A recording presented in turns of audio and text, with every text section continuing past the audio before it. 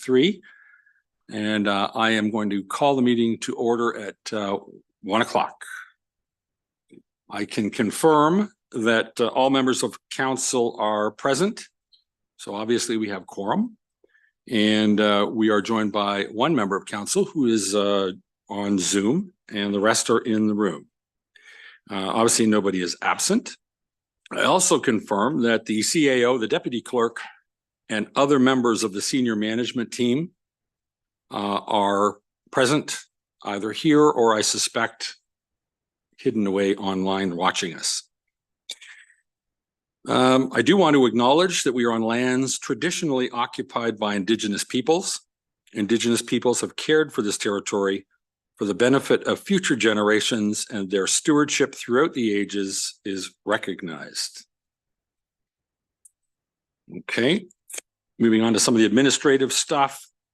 I have a public notice that today's meeting is being live streamed and recorded on the Township of Muskoka Lakes website and YouTube channel. And by participating in the open public meeting today, you are consenting to your image, your voice, and your comments being recorded and posted online.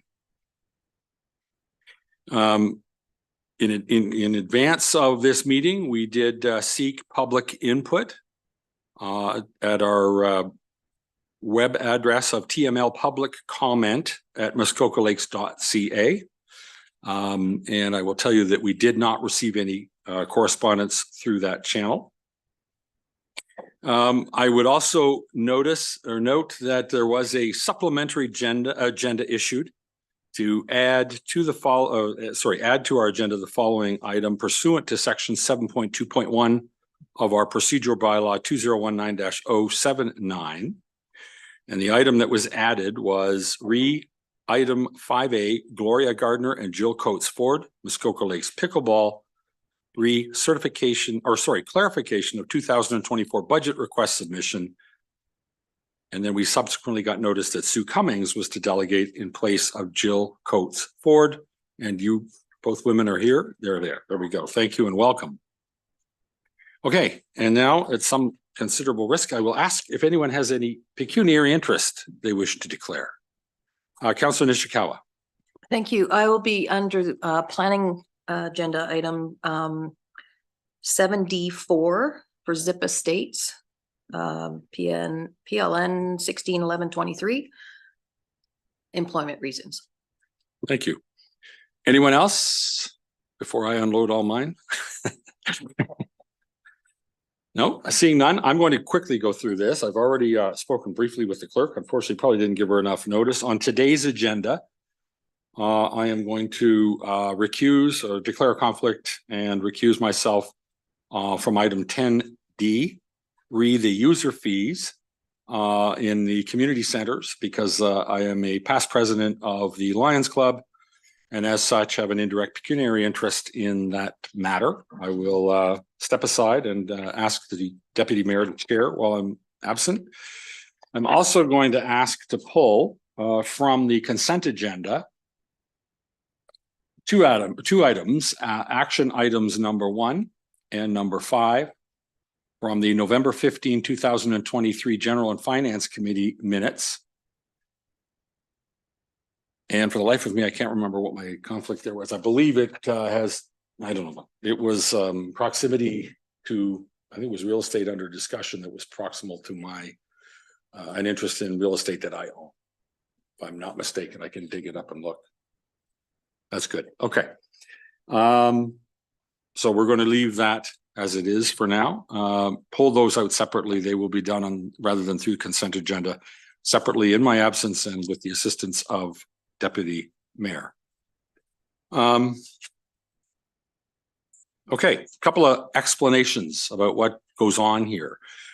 When you hear us read motions, there will be a mover and a seconder, and I think it's just important or useful to know that those motions were pre-populated with movers and seconders randomly. It was just done by a draw almost. And that's done in order to move the meeting along a little more crisply than it is if we're looking for names in the moment. And secondly, I'm going to ask and we always ask and may have to come back and ask again. Members of council will raise their hand physically until the mayor or whoever's chairing in this chair has confirmed the vote. If the vote is unclear, a verbal vote shall be recorded by the clerk, but in that particular case, it will not be considered a recorded vote. Okay, so we're going to start with something a little bit different, I think, than we've done before. We have been joined by several members of the township staff. And first, I want to welcome them to our proceedings here today. They are here because they are being recognized for long service with the township. And, for me, it's a real honor to be able to call some names and shake some hands and present a plaque for long service. Because quite frankly, long service is probably something that isn't as common today as it was years ago. And to me, the commitment to our community, the commitment to the task that you fulfill every single day is best served by someone who is enjoying the relationship, the employment relationship, and wants to do well and stay with us. And I applaud that tremendously. And I think I speak on behalf of all on council. The hard work, the dedication, the time you've put in, the commitment to our constituents is noted, and it is very much appreciated. So there are 6 names, I think, maybe 7, 6 names on the list. I believe we have 3 in the house with us. I'm going to skip to the other 3 that aren't here first, and then I'm going to ask each of the 3 to come up, receive a plaque, and get a picture standing between 2 absolutely beautifully folded flags, thanks to Chief Ryan Morrell, who thought we were sloppy with our flag decorum. So please don't touch the flags. All right, we have 2 people from the 3 people, all from the roads department. My guess is they have better things to do today than perhaps stand here. Kevin Smith, who is a 25-year achievement, 25 years. Ryan Rettie, 20 years. And James Conway, 5 years. So again, join me. Thank you. As I hope that you watch.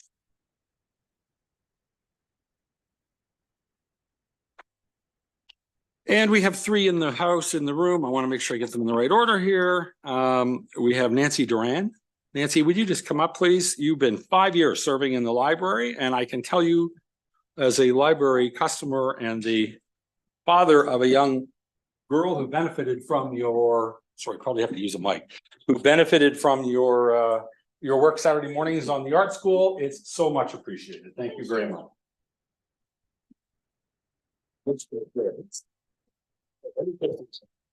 No photos with the Move into the middle. Yeah, you got there. I'll try to need to go. I was standing on my briefcase. Wait, I'm gonna take one more. Thank you. Thank you.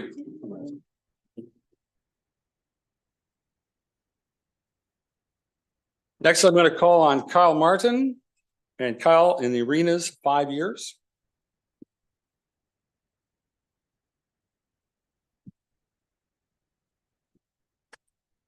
Thank you. Thanks, Kyle. Appreciate it. Thanks very much. Your plaque and smile. Are the flags in? Oh, we're being told to move this way again. It's your fault. I didn't Ryan put them on center. Thank you. Thank you very much.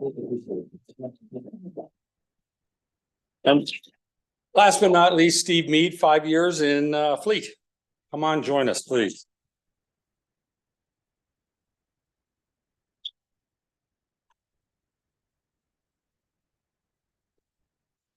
Thanks for everything. I appreciate it. Nice to be your way to this. This might be a problem, maybe, huh? Are you new? 5 years. No plaque. Maybe that'll be it. I'm not counting tomorrow. How long were you here? Thank you. Gotta be able to take it. Yeah. While we're on the matter of service, I also want to recognize, oh my God, what did I do with it? Andrew Whitfield, is that the correct name? Andrew has joined us. Andrew is our new librarian. Are you effective immediately, effective soon? There you go. Well, welcome. If we had a 3-day award, you'd be up here. But, Just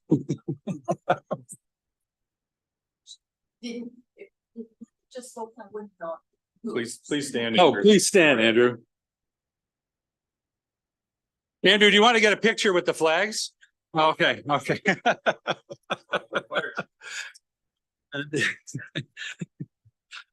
All right, listen, I said it before and I don't want to, I do repeat a lot, so I'll repeat a little bit, but you know, committing to something, this is not shouldn't let Andrew hear this, but it's not the easiest place in the world to live. I mean, it's a tough place, and to pick here and to serve here and to look after constituents and look after yourselves and your families and do it while working with us is a real tribute to you. So thank you very much. We do appreciate it very much. And hopefully we're here for, well, some of us are here for 10-year awards and 15-year awards and 25.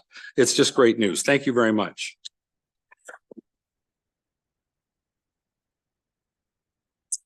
Now, I'm just going to quickly see where I am on the list of things to talk about.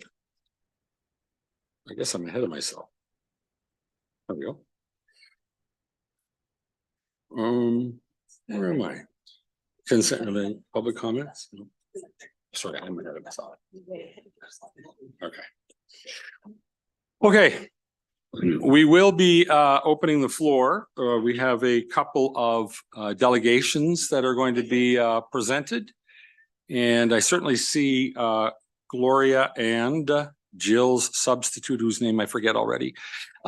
Please come forward. I believe it's 5 minutes. It's a 5-minute delegation. You have time. We do start the clock and we will let you know when you're down to your last 30 seconds or so. Welcome. Thank you. To speak to you for you. Excuse me. I don't think your microphone's on. Maybe Chief Morrell can save another. Here we go. I think it is now. Yes. Sorry, I'll start again.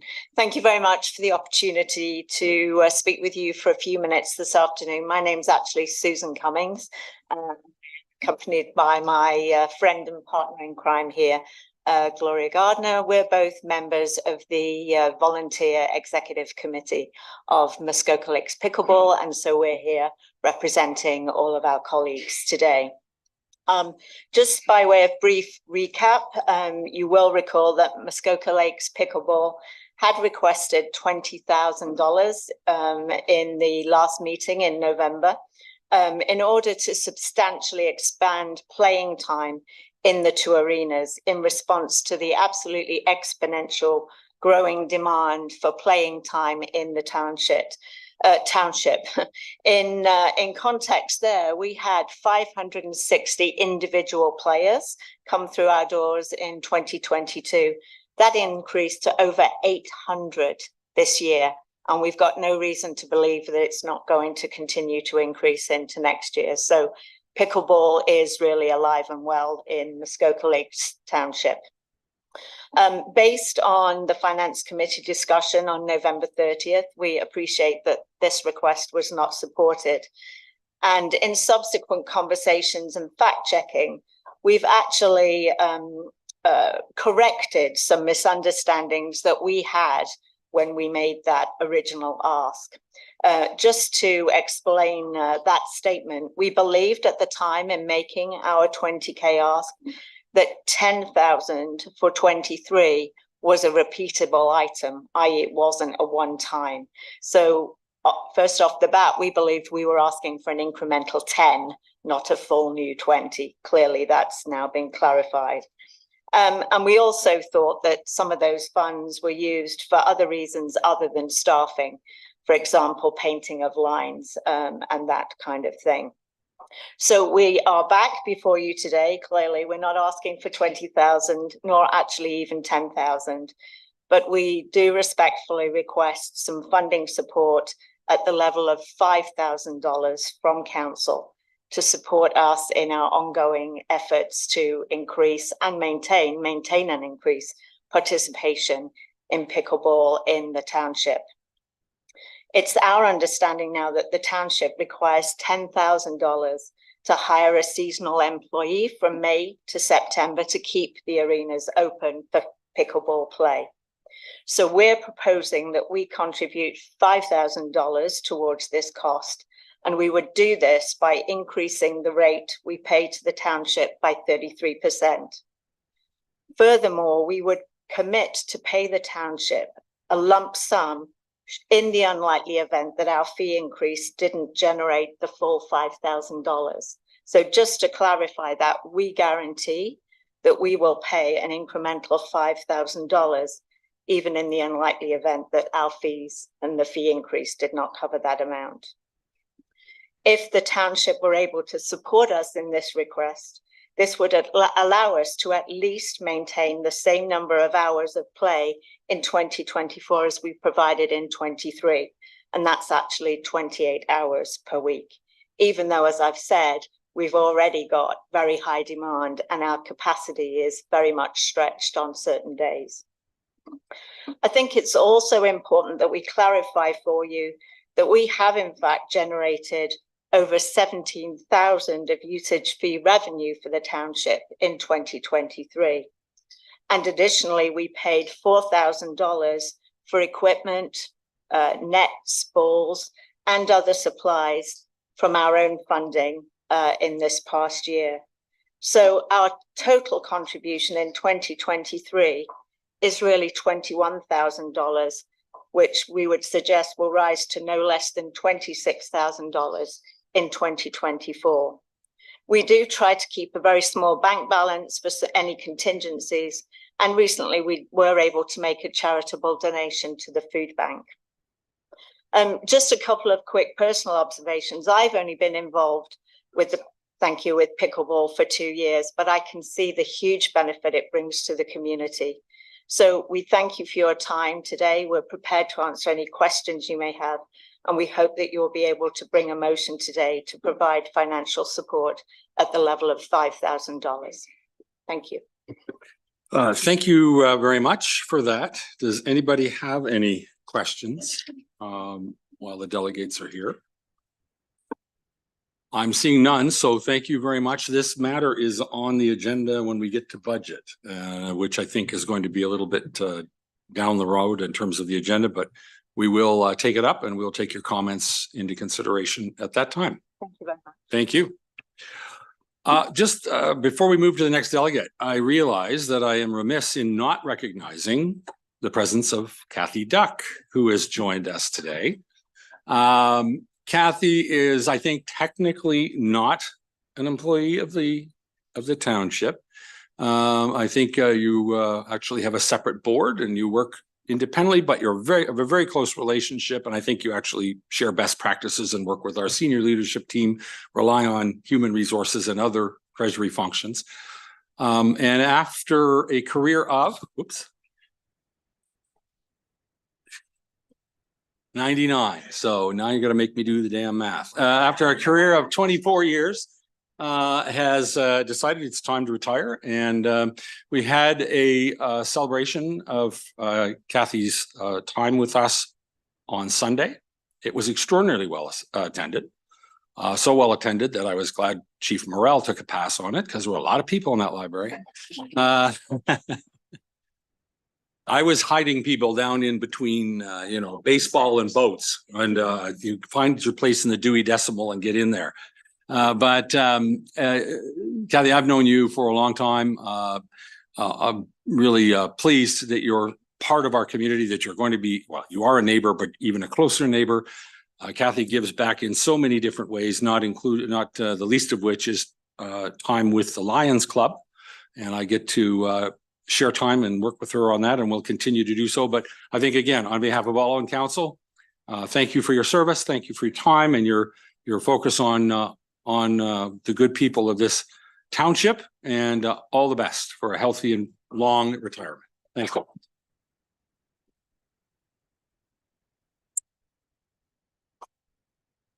Okay, I think with that, we're going to go back to either Shane Carmichael or Jen French, if they are.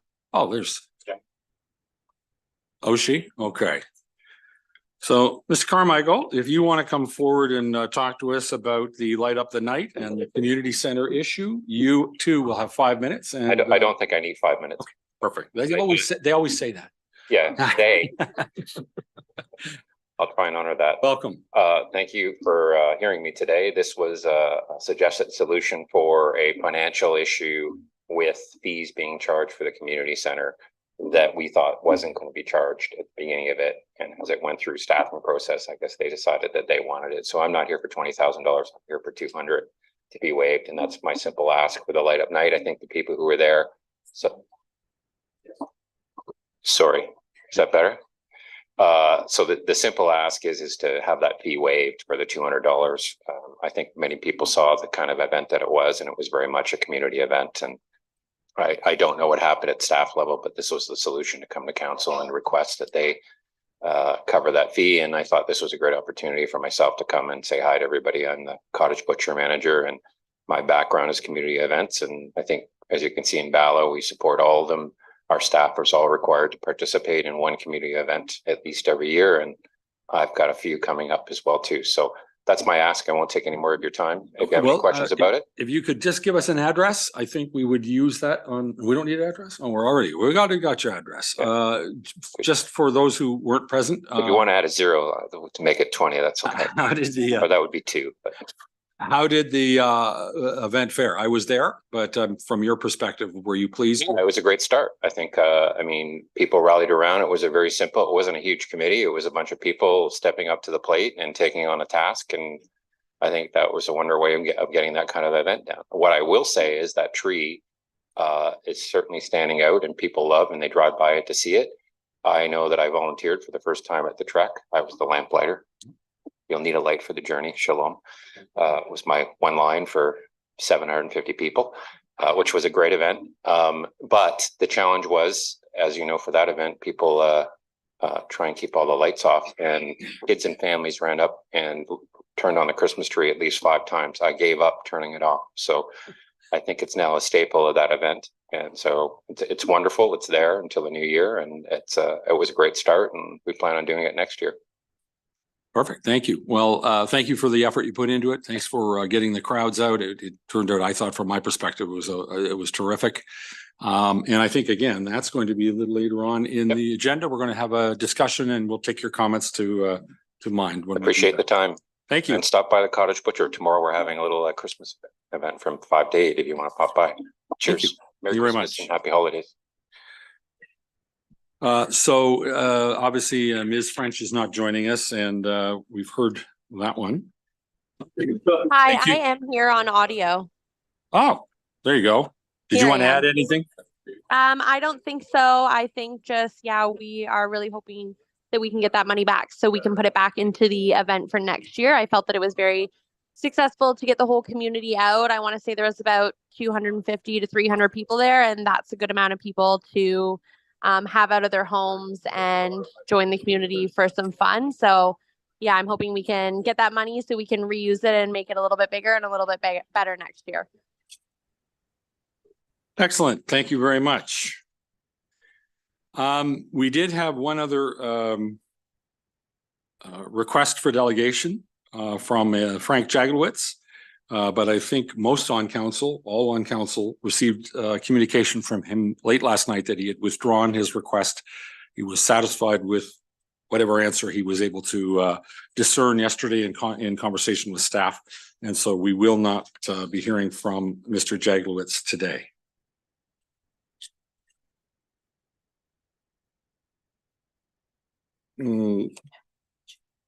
I am now going to step away as we get to the consent agenda portion because of the conflicts that I identified earlier.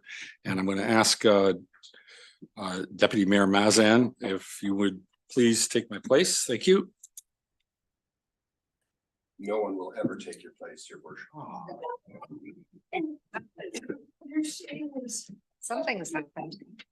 It's Christmas. Okay, so this is all. Okay. Okay, moved by Councillor Bosenworth, seconded by Councillor Nishikawa. Be it resolved that council adopt and enact the following minutes and recommendations contained in the November 15th, 2023 consent agenda and direct staff to proceed with all necessary administrative actions. 1, November 15th, 2023 general finance minutes and action item 1 and 5. Okay, all those in favor? Yeah, that passes. Is there anything else? That was easy. Sorry. Thank you. Thank you.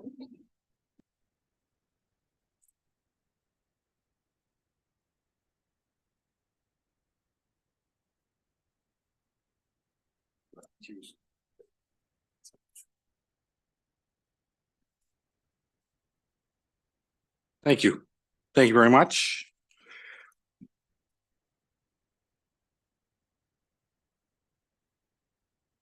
Okay, I have a resolution to read regarding the rest of the consent agenda items. And it is moved by Councillor Kent, seconded by Councillor Roberts.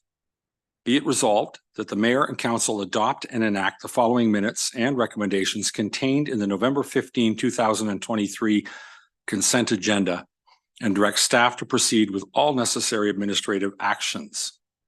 Number 1, November 15, 2023 general and finance minutes and action items 2 through 4 and 6 through 12.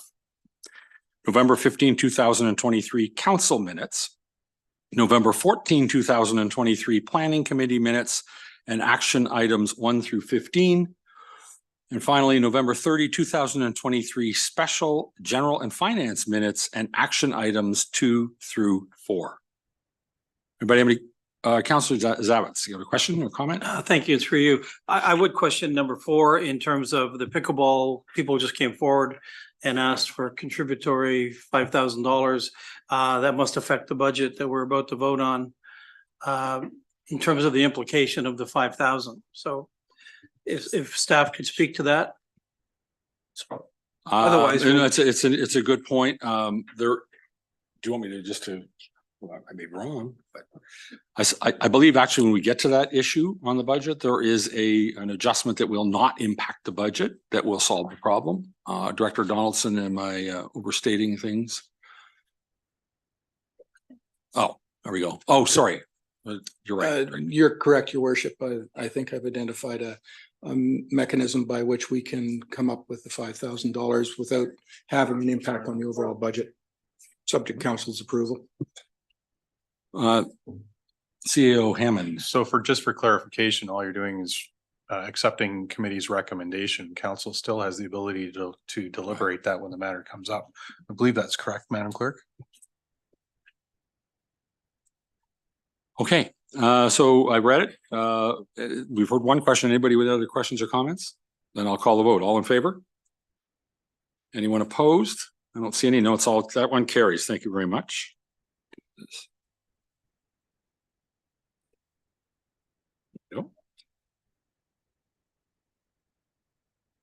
Okay.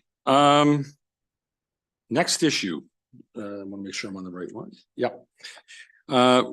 As you probably read in the materials, we have a draft resolution that has been provided at the request of district, who is seeking funding to deal with local immigration partnerships and creating a more welcoming a landing point for new immigrants to Canada who may choose to settle in the district of Muskoka. Their cause at district would be best served if each individual municipality passed this resolution. I'm going to read the resolution and then I'm going to open it for any kind of discussion and comment. Moved by Councillor Edwards, seconded by Councillor Burry. Whereas the district municipality of Muskoka has identified the need to establish a local immigration partnership in Muskoka. And whereas Immigration, Refugee and Citizenship Canada has indicated that letters of support from partner organizations, including lower tier municipalities, will significantly strengthen the district's application. Now therefore be it resolved that the Township of Muskoka Lakes supports in principle the District of Muskoka in their application to establish a local immigration partnership in Muskoka, and that the mayor be authorized to sign a letter of support. Okay, I think it's fairly self-explanatory. Anybody have any questions? Anybody have any comments they want to make? Well, seeing none, we'll call the question. All in favor? And that carries. Thank you very much. All right, moving on down the list.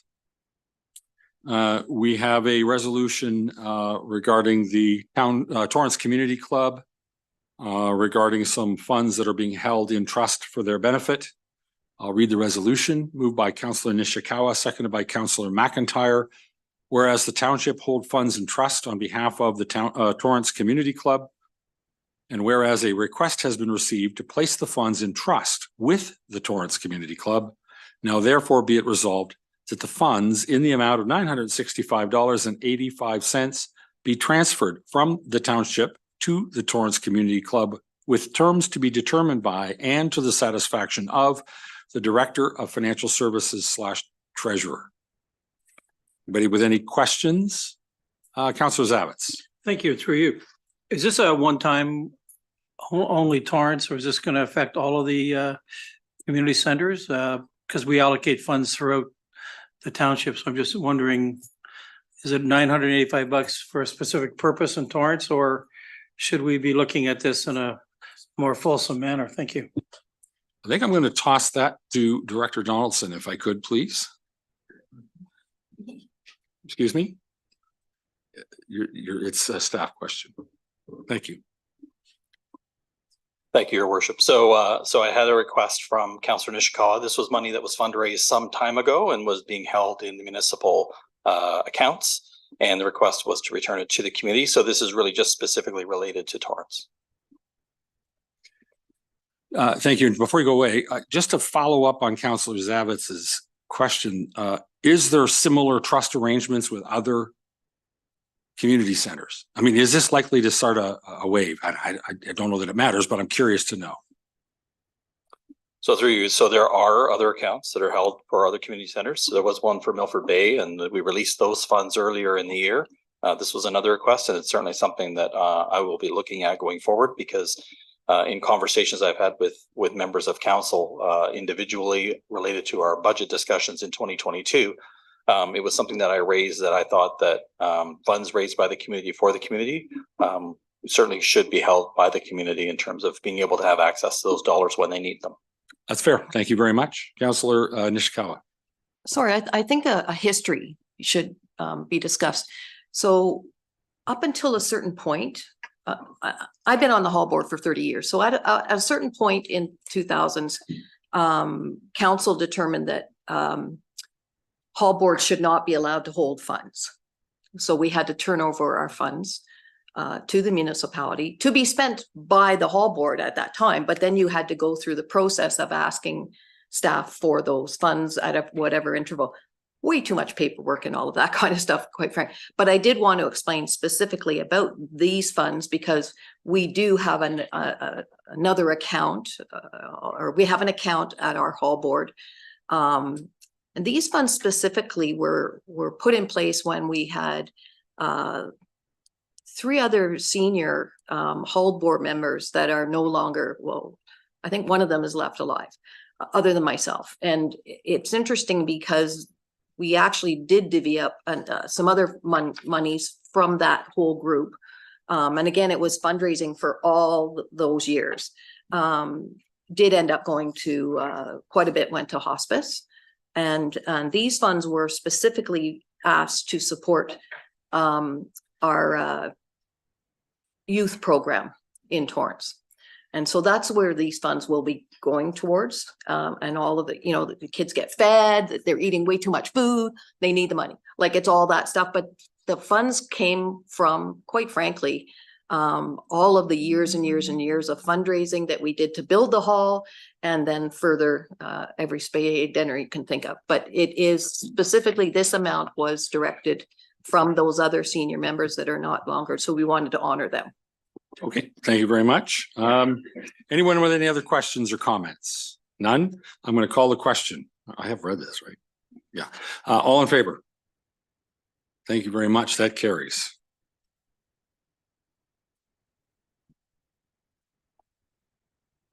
All right. The next one, oh, there's no resolution yet.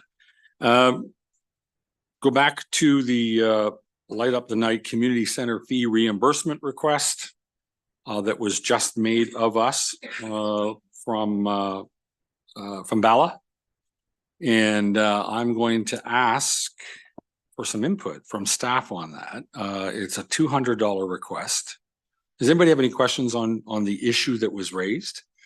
Question? Well, I just wanted to discuss. Okay, we'll get to that. Councillor Mazan.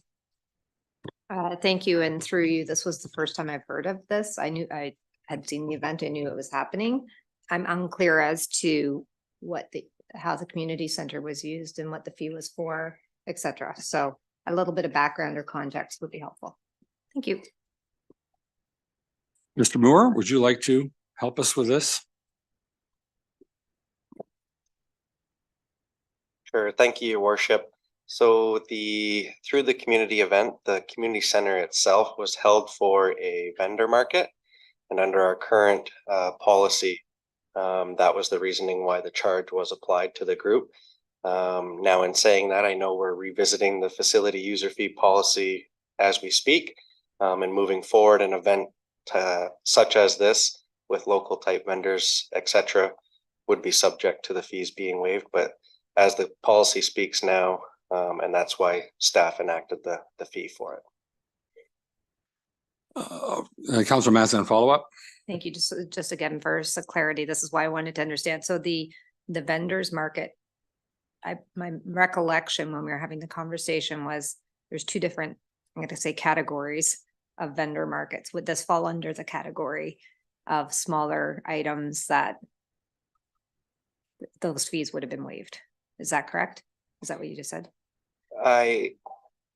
I'd probably need some further information that we would require in moving forward now, but it's my understanding that yes, they would fall under kind of that small local craft vendor show where majority of the vendors are local,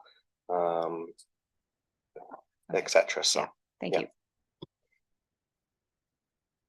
Councillor Burry, did you have a question?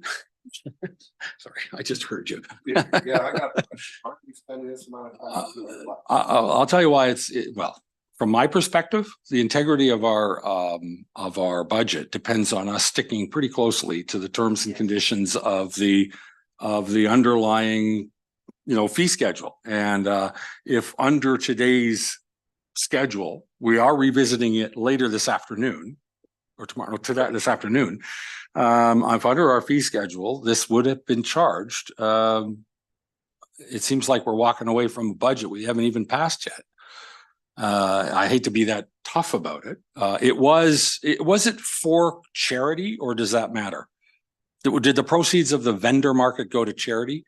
Director Becking. Thank you, Your Worship. My understanding is that no, it was an accumulation of vendors for their own personal profit. Under our current policy, they are required to be charged collectively for the use of the community center. That is our policy. That has been established by council, and staff have carried out that policy to its letter. Council has the right at any point to overrule a policy, but that is your decision to make. It's not staff's. Fair comment. That's good. Thank you very much. Councillor Nishikawa. Here's real. There was two vendors, and they were not, I'm going to just say, grandma in town that makes hats for people, and half of them were given away, was one of the vendors, and the other was very similar. We're not talking about bringing, they didn't bring in, the interesting thing about this whole process, and you heard from Shane earlier and things, they're just learning as well. So when they call in and they want to book the community center because we're having an event and they're getting excited, look at all the things we possibly could do. But then they didn't do them. You know, like then they found out, so that vendor market did not happen. Sorry, Mr. Mayor, you were there. It didn't happen. There was lots of people that gathered in the community center. We got food, we got hot dogs and chili, like there was quite a nice, assortment, but it was mostly the people spreading in off the street for the tree lighting, which quite frankly, we do every year. That whole event that happened indoors, except for the term vendor market. So they tried, and then they tried to withdraw the vendors because they couldn't afford to pay, and nor could those vendors. They wouldn't, if somebody made $40, I don't think they did, quite frankly. So it wasn't that type of thing. This is not a typical vendor market that you would see, for instance, what that we used to have in Port Carling at the community center. This was just hey, who's selling what, kind of thing. That's what it was started out, but it never ended up being that. So that I wouldn't say that this is breaking the policy. It just never happened. Like we didn't have the vendors. We didn't have a room full of vendors. You had a room full of people, but you didn't have a room full of vendors. Anyone with any other comment?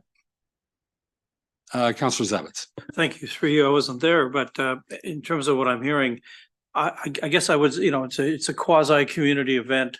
I think the vendor piece is just noise. Quite honestly, we had people in the community eating hot dogs, hot chocolate, chili, whatever. I see no reason why I wouldn't be supportive of excusing of that fee and not feeling strange that we've gone around a policy. Thank you.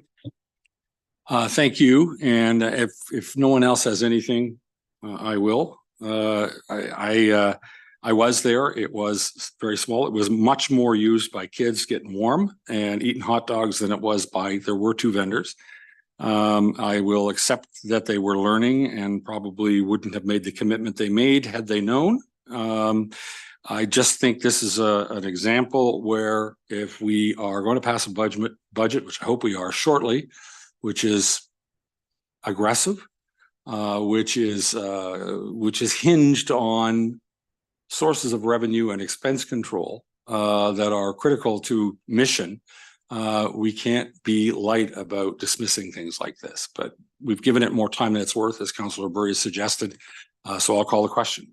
All in favor? Thank you. That carries. Why don't we go back and let me read that first? It passed with flying colors till we knew what it says.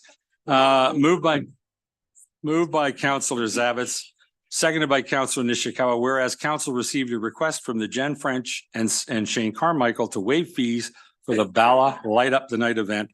Now therefore be it resolved that Council reimburse the fees for use of the Bala Community Center to the Bala Light Up the Night event committee in the amount of $232.99. This time, all in favor? And that carries. Thank you very much. I can't believe you all voted for something and I didn't even read it yet. Some of us are so. Okay. Okay. Flipping the page, we have other items of business. We have minutes from the October 10, 2023 meeting of the Public Library Board. I know there were minutes and the report from the CEO appended. I don't believe there's a resolution, but does anybody have any questions? The CEO at the time is here if you wish to ask any.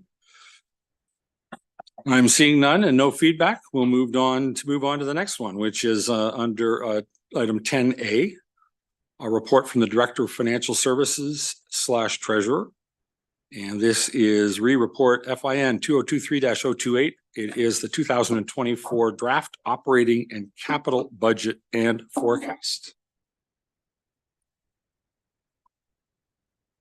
Welcome. Thank you. Thank you, Mayor Kelley and Council. So the staff report before you pertains to the matter of the 2024 budget. As General Finance Committee members deliberated the operating and capital budget and forecast as presented by staff, and references are made in the report to the various staff reports from those committee meetings. At the special General Finance Committee meeting on November 30th, members of committee directed staff to add an additional $1 million in contributions to reserves and reserve funds to fund capital needs and help close the infrastructure funding deficit. Therefore, the contribution to reserve and reserve funds from the tax levy for capital needs will be $5 million in 2024. And the forecast also includes contributions of $6 million in 2025 and $6.5 million in 2026. In comparison, the current 10-year capital forecast calls for an average annual spend of approximately $12 million. The report speaks to the cost pressures being exerted on capital renewal, such as the recent increases in the construction price index, labor shortages, and the ongoing deterioration of assets, requiring more urgent and fulsome attention. Staff will continue to review the financing strategy for capital renewal as part of the asset management plan, the upcoming capital service level study, and the requested reserves policy update, and bring forward to committee an updated reserve contribution forecast next year. As such, the total budget levy before council for 2024 is $15,850,900, an increase of $2,150,300, or 15.7% over the 2023 tax levy, including assessment growth as noted in table 1 of the report. The rate increase with no change in assessment is 14.3%. This translates to an increase of $18.58 per $100,000 of residential assessment, or $92.90 per $500,000 of residential assessment, and that's in table 2 of the report. In combination with the estimated District of Muskoka tax increase and the education share of the tax bill, the estimated residential tax increase is $32.05 per $100,000 of assessment, or 5.4%, which is also noted in table 3 of the report. The budgeted spend from reserve and reserve funds in the capital budget for 2024 is $9,323,200, with a 10-year forecast of $120,775,800. The budgeted impact on discretionary reserve and reserve fund balances in 2024 is a decrease of $1.5 million after grants and interest returns are factored in. The report also has an updated calculation in table 4 as required under Ontario Regulation 284/09 related to items excluded from the budget in accordance with full accrual accounting. And in closing, I'd like to once again recognize my staff colleagues who were instrumental in preparing this budget, and as was presented to committee, the leadership of our CAO and the support of committee and council in reaching this result. And I'll take any questions. Thank you. Thank you, sir. Anyone with any questions for Director Donaldson?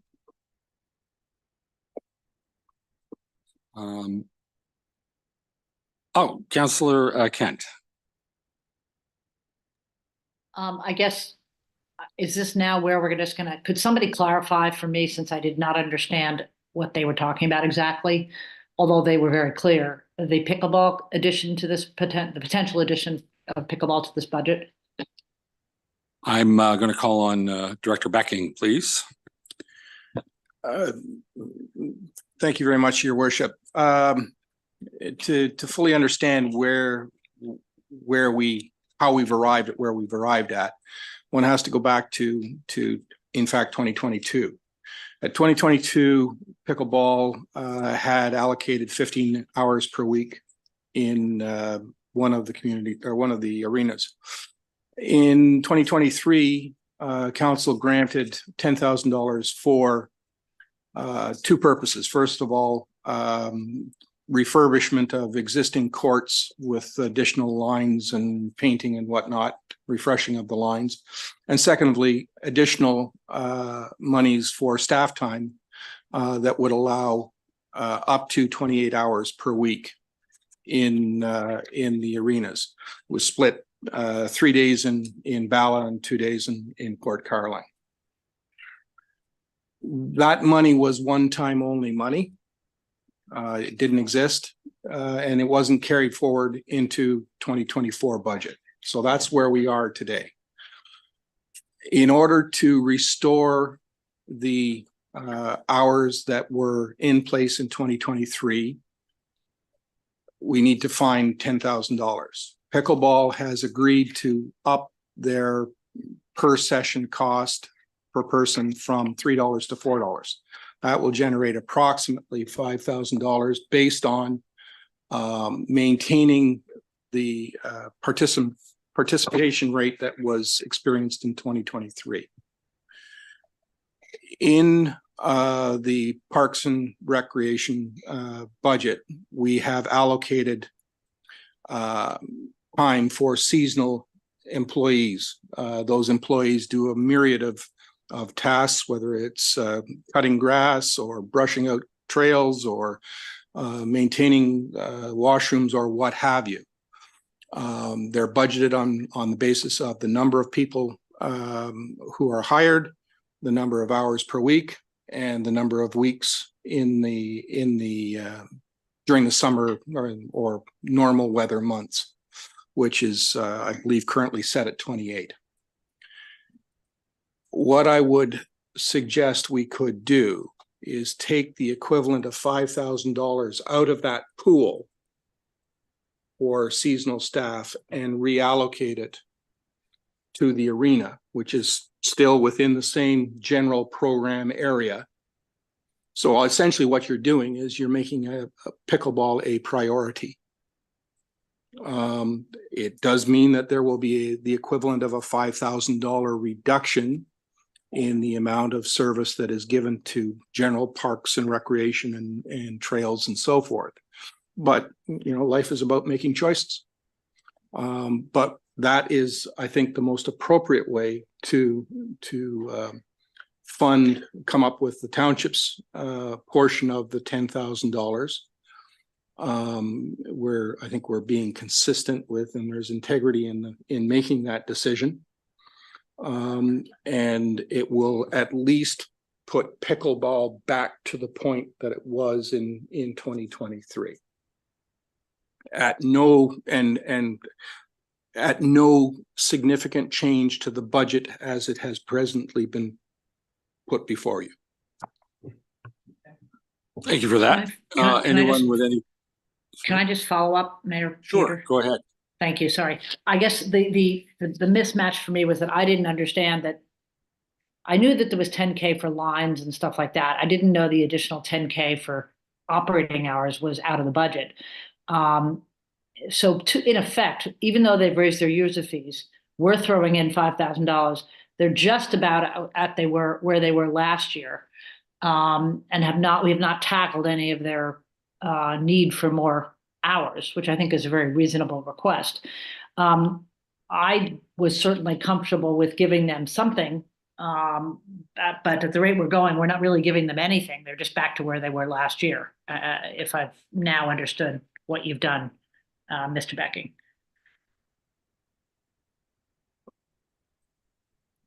Did they ask for more than what we're offering?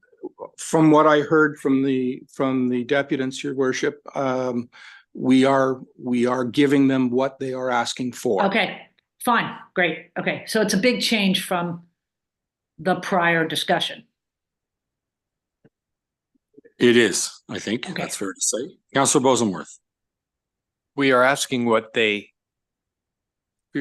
them what they asked, but they are now asking for just what they got last year. Right. Is that correct? I think that's a fair way of summarizing it, Your Worship. I'd like to see us give them some more somehow, give them some more time somehow. I agree with that. Councillor Roberts. Thank you, Your Worship, and through you. We got to keep in sight the Park and Recreation Master Plan, and we're going to be addressing this. We're working on this year's, Mr. Moore has a mandate to deliver this year. Perhaps next year, being 2024, we bring it up as a priority to look at the pickleball sport. If there's any such thing as asterisking things for 12 months out and making sure we not let it fall through the cracks, I would suggest that's a pretty good idea. Just make sure we don't lose track of it and ask, you know, make it part of the budget deliberations 12 months forward.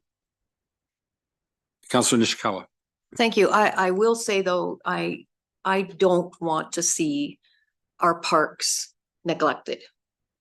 I really don't. I hope that this doesn't take away from, like, that we're now going to reduce the amount of mowing that we do. I think it's important for us to keep a maintenance level that's worthy of this township for at least our green spaces. Thank you. Councillor Zavitz. Thank you. And through you, I certainly support that. And I guess I would look to the Director of Public Works for that assurance, or else I would suggest that we do in fact entertain a $5,000 amount of money so we don't lose service level at that. I'm trusting you to, so maybe your thoughts. Your worship, the pie is only so big. And there's only so many ways that we can spread it around.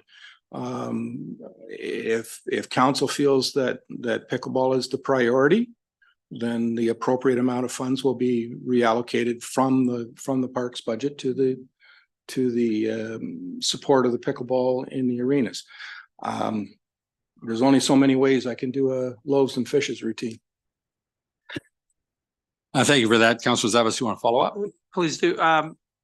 So I would then suggest we should entertain a $5,000 allotment in addition to the budget that we're about to bless here. Because I don't think we're in a, personally, I don't think we're, I mean, I'm hearing we may not be in a position that we would want to, you know, slow down a level of service to the $5,000. Thank you. Councillor Kent. Thank you for giving me a follow-up. I believe that they've been very professional in the way they handled this. They've come back numerous times. Originally, last meeting, I said, I thought if we force them, which is the way I saw it, if we force them to raise their user fees, they'd be contributing, and then we could also contribute. And I believe that we should at least give them the additional $5,000 because they've made quite an effort here. It's not a lot of money, and there's a huge demand for this that is not being met. And I think to keep it flat year to year would not even be, you know, is the bare minimum. Thank you. And if I may, just since everyone wants to ask a question for Councillor Kent, I have a question for you. Are we not actually delivering the 5,000 just in kind instead of cash? Sorry, I don't understand the question. I don't understand the question either. Well, you're suggesting we give them the 5,000 they're looking for, but I'm suggesting we already are. We've agreed, or we haven't agreed to anything. I'm suggesting an additional 5,000 and leave the existing budget for the same. Councillor Nishikawa said we shouldn't be doing it. I agree completely.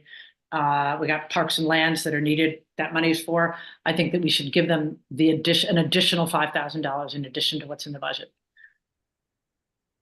Which would just get them to where they would be last year. Yeah, their numbers are huge. And I guess my question would be whether our assets be otherwise sitting empty if we didn't give them the extra 5,000.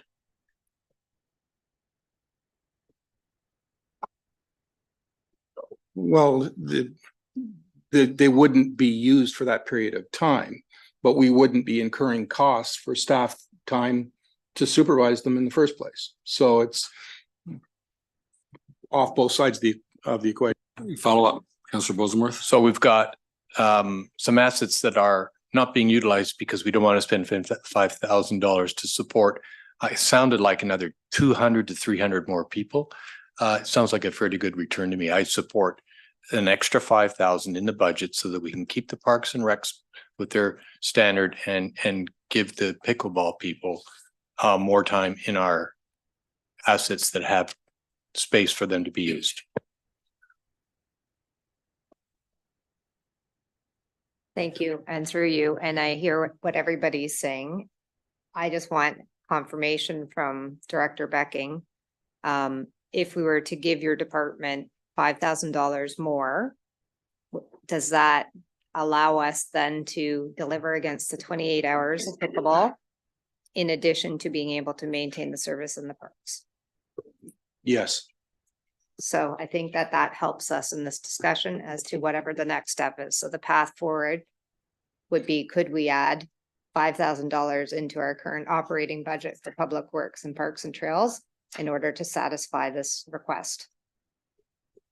I suspect we can do whatever we want. It's just a matter of, are you asking, could we do it? We could. I We'd guess have to take a few minutes to I was draft a saying I resolution. was going through you to. Director Oh, I'm sorry. Donaldson, and I didn't say through you. I apologize. No, that's it. Go ahead, Director Donaldson. Thank you. So I won't speak to Director Becking's operational requirements, but I will say $5,000 in the context of a $15.8 million levy is not even a fraction of a percent. And given the forecast that we brought forward as part of the budget, we do recognize there are certain lines that will come in underspent on our budget, and it is possible to reallocate money from other lines during the year if we do see underspending. What we could do is agree to a service that we want to provide to the pickleball group, monitor those costs, and if there is a need to come back to council for additional funding through the year because everything was spot on in terms of our budget and we were that accurate, which I would like to say we are, but you know, a budget is a budget. Then we could come back at that point and tell you what the result is and where we would propose to find that money. And an unapproved budget is just a piece of paper with writing on it. I'm fine. That's a projection. I'm fine. Councillor Mazin. So say a follow-up then to that, I would like to ask if we could have a draft resolution that would perhaps request this extra $5,000 being earmarked towards public works for this purpose. Is that, how do we go about doing that now? Consider it asked. We can draft it. Oh, yeah, we'll ask the clerk. Madam Clerk, could you please address the process issue? Thank you. So I'm hearing that you're wanting to add 5,000 to the budget. So my recommendation would be to amend the budget resolution, which hasn't been put on the floor yet, but will be. So we would amend that resolution, as well as I'm hearing that you're wanting to increase the fees, which means I would recommend a resolution then to direct staff to come back with a bylaw amendment to the next meeting in order to do so. So it would mean an amendment to the resolution to add the 5,000, as well as an directing staff to come back with an amendment to the fees and charges bylaw to increase the fees. Councillor Nishikawa. Thank you. There's a few things that I'm challenged on with this ask and quite frankly, a lot about pickleball.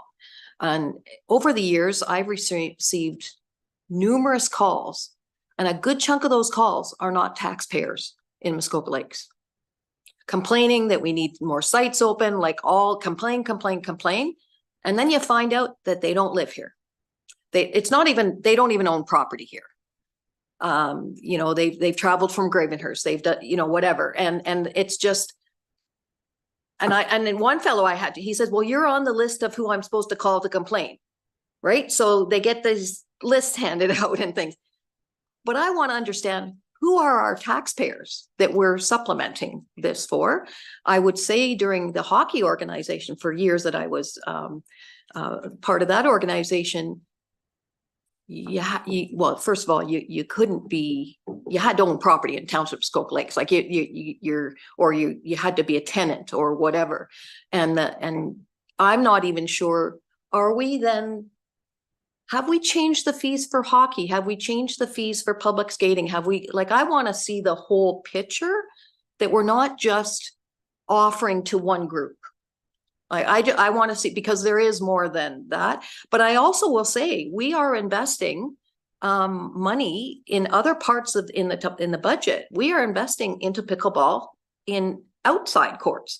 So I don't want to forget that this isn't just an ask about those arenas. Like it should be, I want to see a bigger picture. I really want to understand how much everybody else has to pay to use our facilities other than pickleballers. Because quite frankly, I know to go and play at the Y in Gravenhurst is more than $3, more than $4, just saying. Is anyone of anything else? I have one request. I mean, I'm prepared to, we'll have to take a few minute delay and ask the clerk. But before we do that, let's think hard. Is there anybody else in this township that hasn't asked for anything, but we want to give it to them anyhow? Because I don't want to do this twice. Okay, so that's the only person who we're going to actually give stuff to that they haven't asked for. Okay. All right, we'll do the Councillor Zavitz. Yeah, with all due respect. I think that, you know, here and now in this public domain, to say that respectfully to you, sir, it doesn't make any sense to me at all. We're very specifically been talking about pickleball now for over a year. It's been at the last budget, it's been at this budget. We've now got it down to where, yeah, I know Councillor Kent and some others in this chamber thought it was good that they would go away and come back. They've gone away and come back. They've offered to cost share. I mean, I don't know what else we could ask them to do. We as a council sit here and ask the public to get together, to get along. And I think they've done it all. I don't know. So now to hear in this point in time, this is a very singular request. So respectfully, you know, if there are other people, I don't know who they are, to answer your question. Okay, thank you. Councillor Bosenworth. Mayor Kelley, my view on this was that they did request actually another 20,000 at the last meeting. And they have now reduced that to 0. And we found some way to get them to the same level of service last year. So in my mind, I was thinking of the request that we got at the last meeting, which was to increase quite significantly the amount of times that they could use our assets. And I was just suggesting, you know, we got these assets sitting empty. $5,000 isn't a lot of use, and we've got a very strong demand. And that's the way I was looking at it. We've now found a solution to get to where they were last year, and they've got, you know, a 20 or 30% more people wanting to use these assets, and we've got them. Just looking for a way to facilitate that. And we said no to the 20, let them come back and see what they can do. And at that time, part of our discussion was maybe they could give us more per hour. They've done that. And all we've given back to them is what they had last year. I'm saying they gave us $1.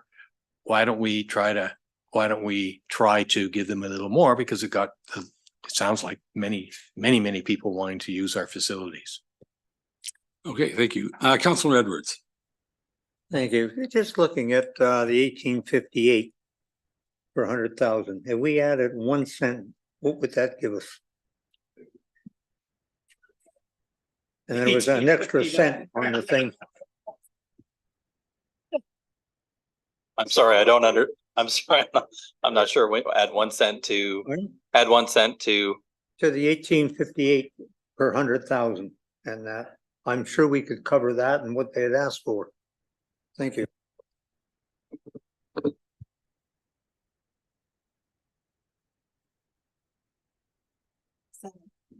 Okay. Councillor Kent. I would just follow up from Councillor Bosenworth and your comment. I think we do need to have a proper user fee analysis done.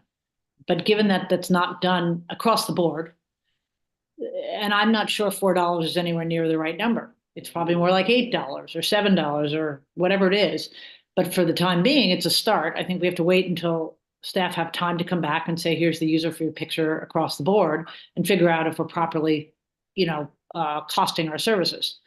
And then at that point, the opportunity becomes very different. So I would suggest that we need to make sure that that's place held for future work to be completed is the proper user fee analysis. Thank you. Anybody with any other comments or questions?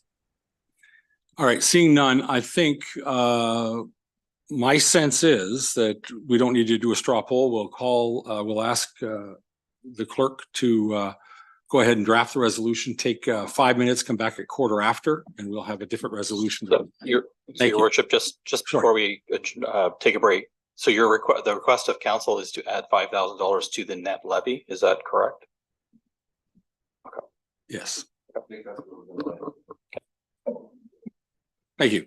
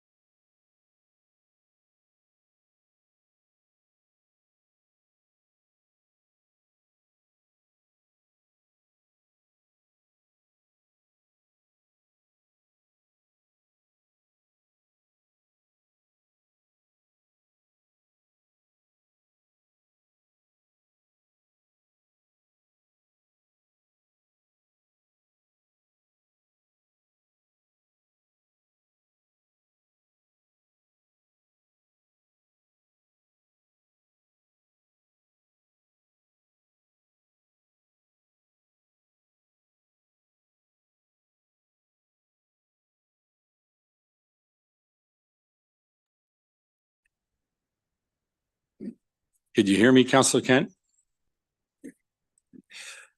Okay, thank you very much and thank you for the quick turnaround on resolutions. We have 3 pieces of paper that we need to read.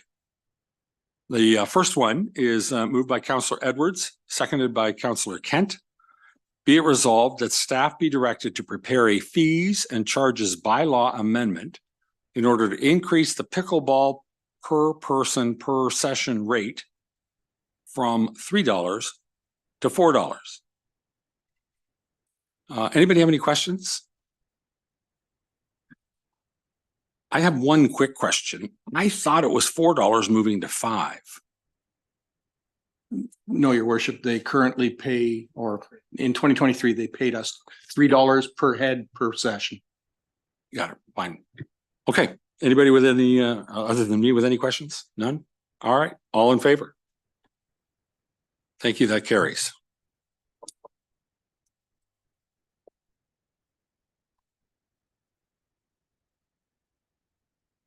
The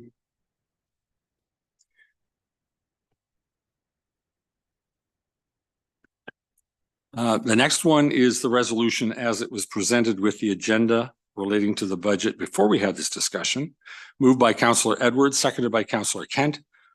Be it resolved that the 2024 report on excluded expenses, Ontario Regulation 284/09, regarding expenses excluded from the 2024 draft budget and forecast as included in report FIN-2023-028 be approved. And that the Township of Muskoka Lakes 2024 operating budget and capital budget and forecast as presented in report FIN-2023-028 with total operating expenditures of $16,962,900, total operating revenues of $8,652,700, net transfers to reserves and reserve funds of $7,540,700, including grants, a net levy of $15,850,900, and gross capital expenditures of $9,323,200 for 2024 and $120,775,800 for the period from 2024 to 2033 be adopted. Does anyone have any questions on this one? Any comments? All in favor? Sorry. We took a vote. Oh, it was presented in the agenda. Yes. Do you want to amend that? Okay. Okay, that was a vote on the budget as it was presented in the agenda. And the next question is, I have a resolution to amend, or it will be to amend that to accommodate the additional $5 request of the pickleball club, or $5,000. You're right, 5,000. Straw poll. Do we read this resolution and propose the amendment? Not a vote, just a straw poll. Are we interested still in making the move to amend it? Okay. Let me just consult with the clerk to see if it needs to be touched before we just read it. Okay. Okay.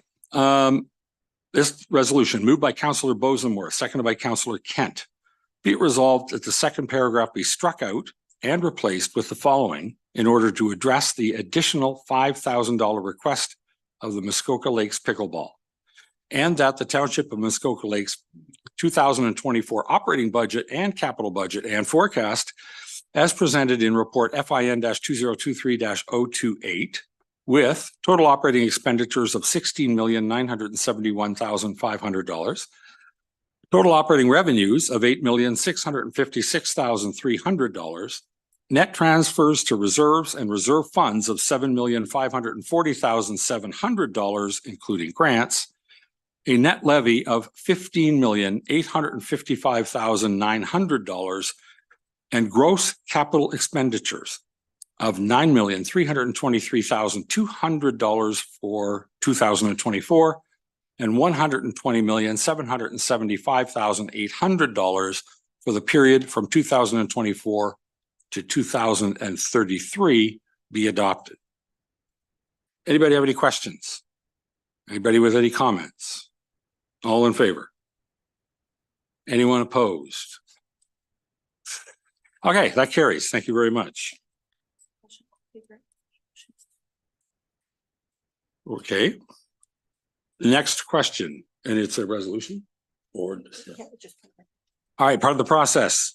All in favor of amending the main motion with this amendment as you just approved it? All in favor? Okay, that carries as well. Thank you. Okay, thank you. Perfect. Okay, thank you very much. We have a budget. Let me just find my resolution. What have we got here? Let me just.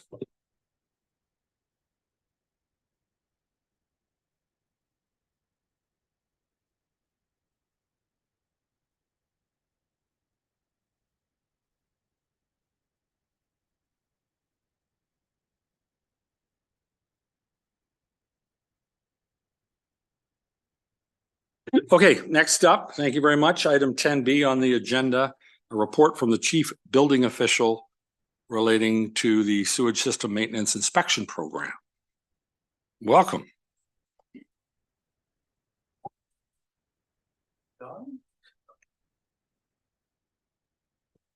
Now it's on. Thank you, Mayor Kelley and council members. I'm just here to introduce building report 2023-06, which outlines 3 items. First of which is the review of the proposal for RFP for the sewage system maintenance inspection program, RFP, which was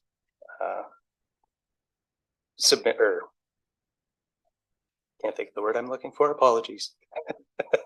The second item is amendment of the property standards bylaw, which was previously discussed at committee and approved. And before you is or will be the bylaw amendment. And finally, amendment to the administrative monetary penalty system bylaw to capture those amendments of the property standards bylaw. If approved and upon award of the contract, a further amendment to the the fees and tariffs bylaw will be required to capture the fees payable by property owners impacted by the phase 2 inspections. And I stand for questions. Thank you very much, sir. Anyone with any questions? We saw the report was appended along with, I think, an appendix. Yep, appendix. No questions? And I'm going to read a resolution. Oh, sorry, I didn't see it. Councillor Bosenworth. Through you, Your Honor. The consultant, we had a scoring on this consultant, but no pricing on the consultant. Or did I miss it? In the report, let me grab my report here. There was scoring of every consultant, but only the pricing included for the recommended consultant. And help me with how much that was. So in the report under financial implications, there are 5 separate items noted. Phase 2 with records, $372.90. That is including HST or including applicable taxes. Phase 2 inspection without records, $389.85. Post-remedial inspections, meaning follow-up if required to any of those inspections, $226. Added costs for water access only properties at $170 per inspection.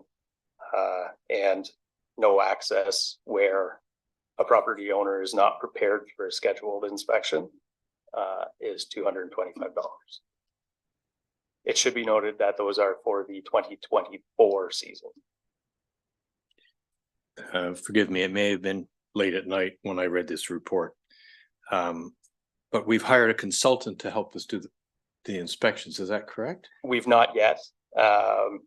With this report and the scoring comes council's decision to award that contract or give myself and Mr. Pink authority to award the contract to the successful consultant.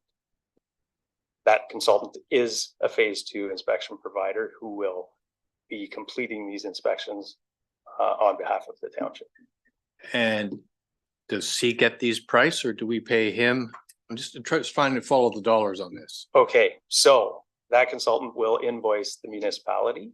The municipality will invoice the property owners affected.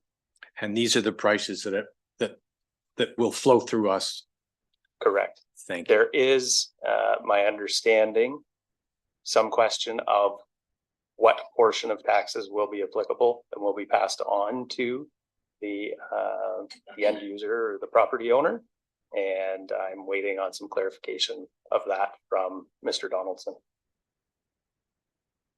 So if somebody has, if I may, somebody has a PH11W/records, we will, the vendor will charge us $372 for doing it, and we will pass on and add it to the landowner's bill. Is that correct? So correct. It will be invoiced to the municipality. The municipality will invoice that particular property owner with the applicable fee and the applicable taxes.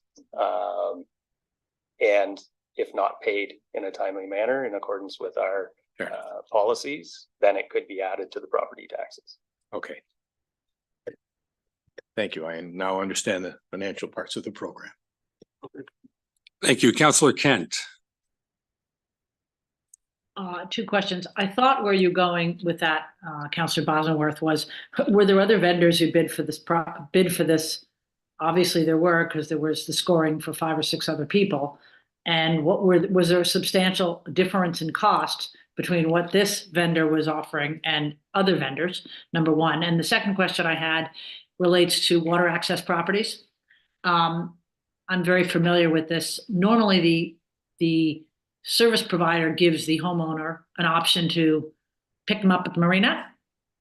And if it's the policy of the service provider that they won't allow that, and Bell has gone back and forth and Hydro has gone back and forth on this to pay for it, then there would be a fee, but the fee would never be anywhere near like $170. I think that fee is excessive, just as a homeowner. And I think homeowners on water should be given the opportunity to pick them up and then have a $25 extra service charge for time or something, whatever you want to call it. I think we should look at that and be courteous to those water access only property holders. Mr. Snyder? There's a question in there and a comment. And forgive me, it seemed to me that was primarily comment. But if the question is, can we give the island or water access only property owners the option of providing access, that is something that we can discuss through the award of contract and negotiations of the contract, I expect. No, Mike, yes, that's very helpful. Thank you. You should look at that. The second question was related to Councillor Bosworth's, which you had 4 consultants. Was there a substantial difference in the cost of Envision versus WSP, for example? That was where I thought he was going with that. You repeated the prices that were in here, but not the cost of the consultants and what they were offering. Okay, so in short, and through you, Chair, there was difference between the 4 pricing. 2 of the consultants were very close in their pricing, and 2 were also very close, but substantially more to the tune of ranging in $1,100 to $1,300 greater than the prices you see before you. So where did Envision fall? Was it the most expensive, the least expensive, the middle of the pack? It was, I think that's, you know, probably something we'll just leave to Mr. Snyder and, But the only reason Plus- I bring it up is normally when we have tenders, we see the scoring and then we see the prices and which one he chose. But that's okay. I'm fine with this in this particular case, Mayor. thank you very much. Councillor Nishikawa. Thank you. I wanted to confirm that these costs are coming from your big pot of money in building. Is that right? through the chair. No, they are not. Okay. As previously discussed, I believe it was September of 2022, these fees would be paid by the property owners. Seeing any other questions? I have a quick question, and it's just, I know it's probably inconsequential. There was, and I don't have it in front of me, but there was a line item on there. I think it was either 224 or 250. It was one of the expense items. When I read it last night, I assumed it was like missed appointment. We had an appointment. You weren't there to let me in. Today, you said something like not prepared for a scheduled inspection. And I'm just trying to figure out what exactly that is. Okay, and thank you. So there are two similar numbers there. Post-remedial, meaning an initial inspection was completed and a follow-up inspection was required. And that was $226. The no access or not ready for inspection would be something scheduled. The consultant arrives on site and the property owner is not prepared, say lids exposed and items of that nature. Thank you. That's good. Anybody else? I'm going to read a resolution since I don't believe I have yet. Pretty sure I haven't yet. Moved by Councillor Mazan, seconded by Councillor Burry. Be it resolved that the assignment for the completion of private sewage system inspection services under the Township Sewage System Maintenance Inspection Program be awarded to Envision Consultants Ltd. And that the Director of Development Services and Environmental Sustainability or Chief Building Official be authorized to execute any necessary documents which are satisfactory to the Township's solicitor to engage the consultant services, and that bylaw 2023-115, being a bylaw to amend the property standards bylaw, bracket 1999-034, bracket, be presented for final approval, and that bylaw 2023-116, being a bylaw to amend the administrative monetary penalty system bylaw, bracket 2023-048, bracket, be presented for final approval. Anybody have any questions on the resolution? Any comments? I'll call the question. All in favor? Thank you very much. That carries. Thank you.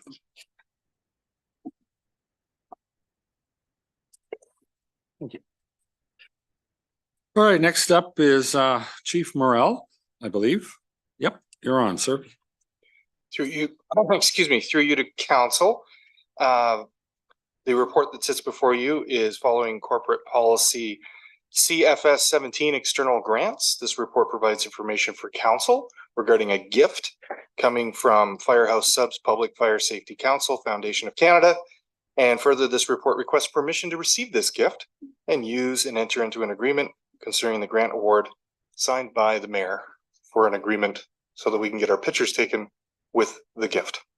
I stand for questions. Thank you for the very clear explanation. Anybody with any questions of Chief Morrell?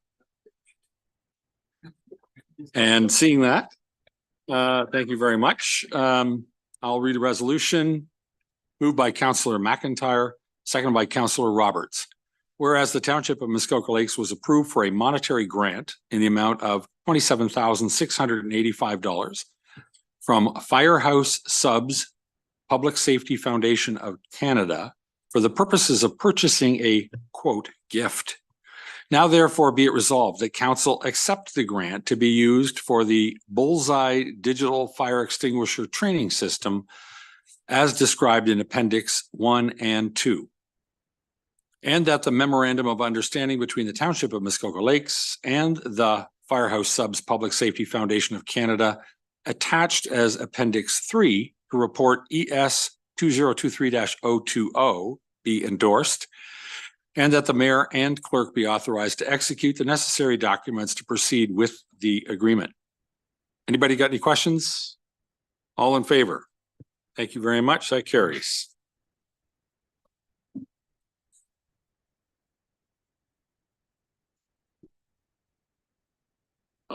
This one I'm going to be recusing on. It's the user fee policy for parks and facilities.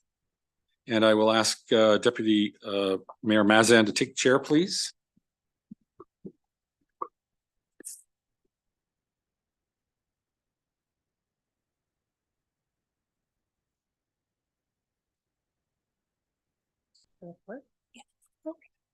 Thank you.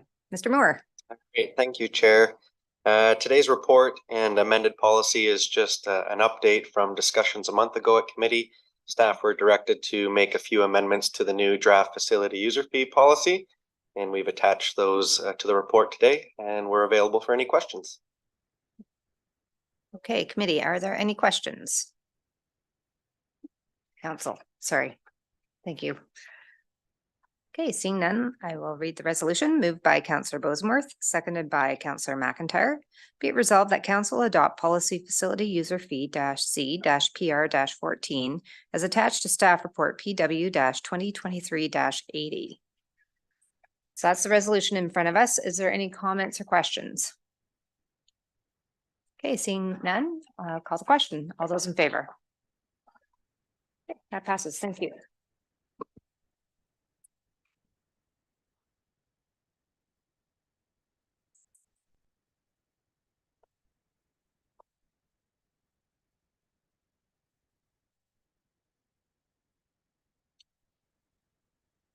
Thank you very much. Okay. All right, we're moving on to bylaws, and might as well read the resolution. Moved by Councillor Nishikawa, seconded by Councillor Roberts. Be it resolved that bylaw 2023-034, being a bylaw to regulate the setting of fires, prevent the spreading of fires, and to establish a fire permit system for the Township of Muskoka Lakes, be read a first, second, and third time, and finally passed.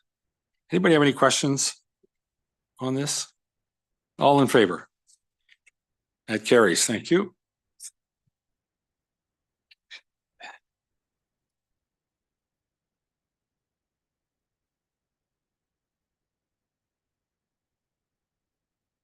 Next one up, relating to the sewage reinspection program.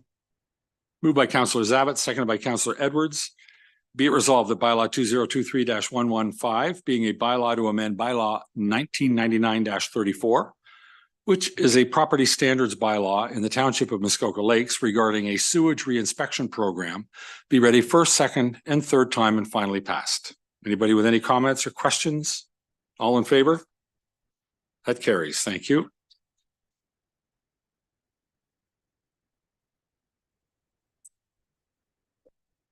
Next one up is the AMPS bylaw, moved by Councillor Bosenworth, seconded by Councillor McIntyre.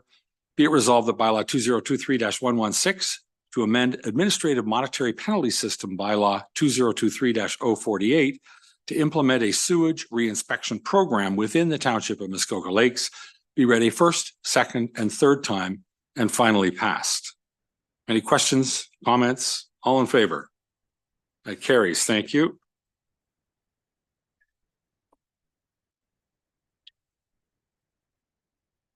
Next one up is site plan matter, moved by Councillor Kent, seconded by Councillor Roberts. Be it resolved that bylaw 2023-130, being a bylaw to designate site plan control, Loudon and Coman, part of lot 19, concession 14, parts 3 and 4, plan 35R-13491, part 1, plan 35R-21613, Medora, roll number 4-19-041-01, be ready first, second, and third time, and finally passed. Anybody with any comments or questions? There's no report on this, just all in favor? Thank you. Carried.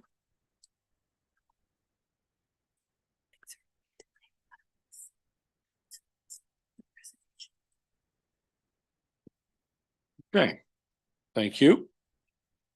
Next one is it two parts? Oh, yeah, okay. Next one is a planning matter. There is no report or presentation and no minor amendments, so we'll just move forward. Moved by Councillor Kent, seconded by Councillor Zavitz. Be it resolved that bylaw 2023-108 to amend comprehensive zoning bylaw 2014-14 2206-733 Ontario Inc. Roll number 2-26-112-01 be read a first and second time. Any questions? All in favor? That carries. Thank you.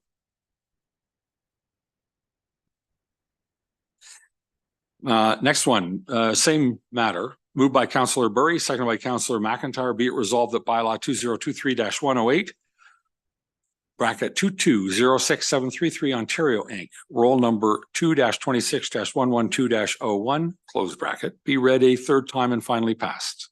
All in favor? Carries. Thank you.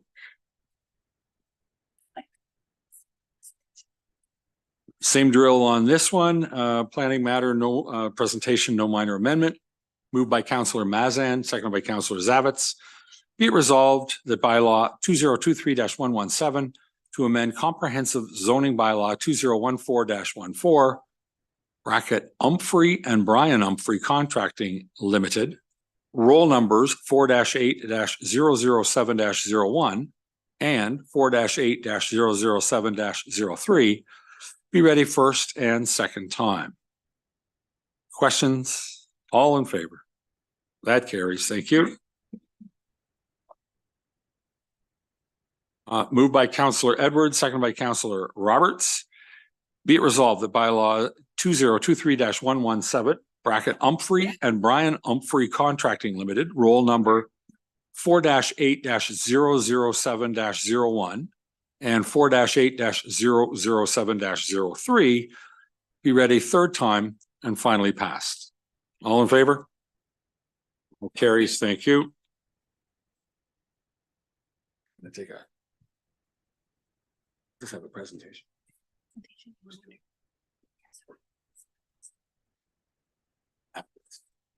Okay.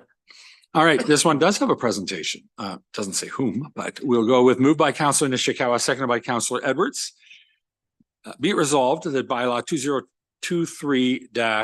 2023-112 to amend comprehensive zoning bylaw 2014-14 bracket Loudon and Coleman, roll number 4-19-041-01 be read a first and second time. And we're going to have a presentation before we call that vote. Thank you. Welcome. Nice to see you. Your worship.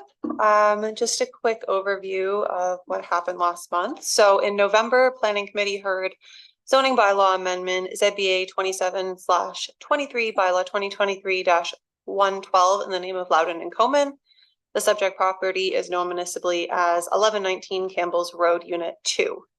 The application, if approved, will permit a two-story boathouse on a lot with less than 300 feet of frontage, a cumulative dock width of 78 feet, and the conversion of a land-based sleeping cabin to a storage building 25 feet from the high water mark. In November, Planning Committee recommended approval of the application subject to the following minor amendment. The minor amendment is that Schedule 2 be updated to indicate that the existing sleeping cabin is to be converted to a storage building. There was no new submissions received after the November Planning Committee meeting, and I have no other comments, but I'm happy to assist with any questions. Thank you. Thank you very much, Caitlin. Does anyone have any questions? No, not seeing any. Then I have read. Then we will call a question. All in favor? That's great. That carries. Thank you very much. And there is a minor, is that what this is, a minor amendment? It is a minor amendment to read, moved by Councillor Zavitz, seconded by Councillor Bosenworth. Be it resolved that Township Council amend bylaw 2023-112, bracket Loudon and Coleman, roll number 4-19-041-01, bracket, And the amendment is minor in nature and does not require further public circulation and is hereby approved prior to third reading. The amendment shall consist of updating Schedule 2 to indicate that the existing sleeping cabin is to be converted to a storage building. Any questions? All in favor? Thank you. That carries. And finally, moved by Councillor Kent, seconded by Councillor Mazan. Be it resolved that bylaw 2023-112, bracket Loudon and Coleman, roll number 4-19-041-01, be read a third time and finally passed. Any questions? All in favor? That carries. Thank you very much.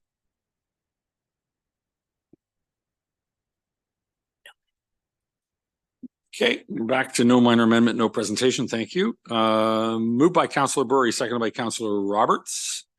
Be it resolved that bylaw 2023-113 to amend comprehensive zoning bylaw 2014-14, Howarth, roll number 9-7-044, be read a first and second time. Comments? All in favor?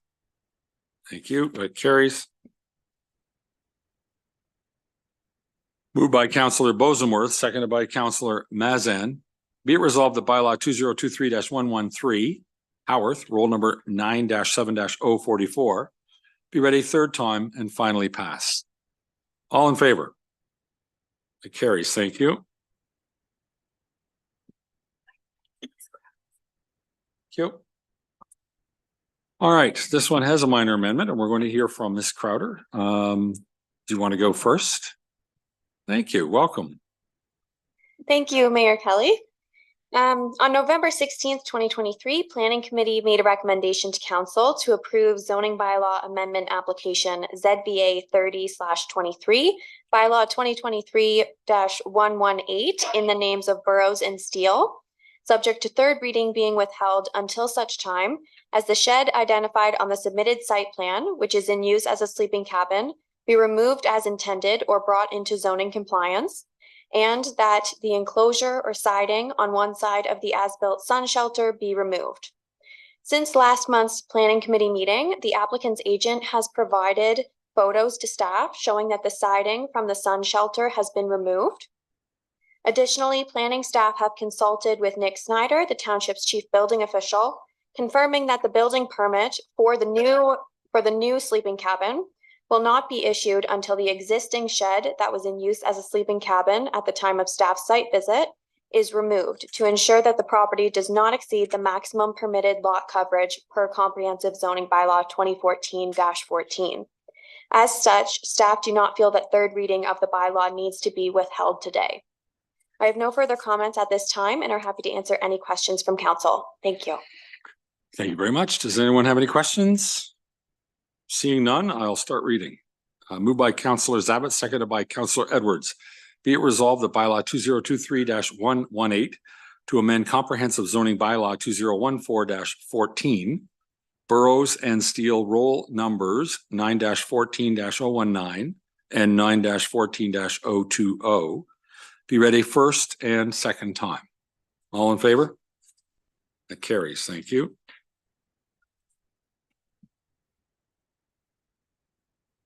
Next up, moved by Councillor Roberts, seconded by Councillor Burry.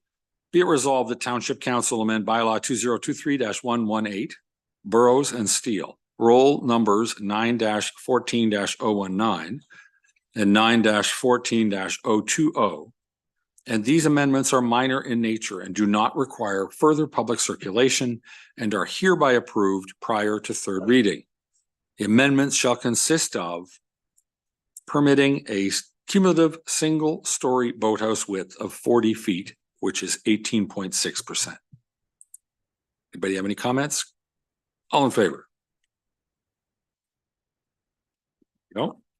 Oops, I guess I'm gonna do this, right? And since we heard there's no reason to withhold third reading, moved by Councillor Nishikawa. There we go. Seconded by Councillor Bosenworth. Be it resolved that bylaw 2023-118, bracket Burrows and Steele roll numbers 9-14-019 and 9-14-020 be read a third time and finally passed. Any comments? All in favor? That carries. Thank you very much.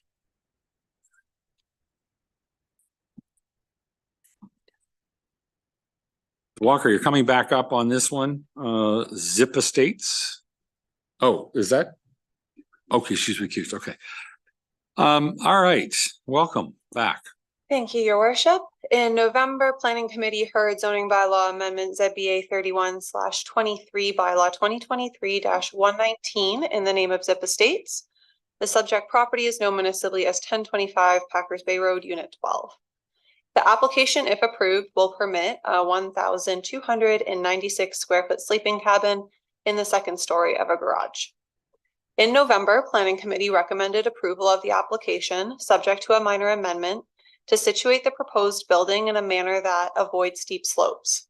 Staff have since had discussions with the applicant and understand that shifting the building footprint would have an impact on the existing septic system and the existing well, and that the proposed location will result in the least amount of site alteration and tree removal.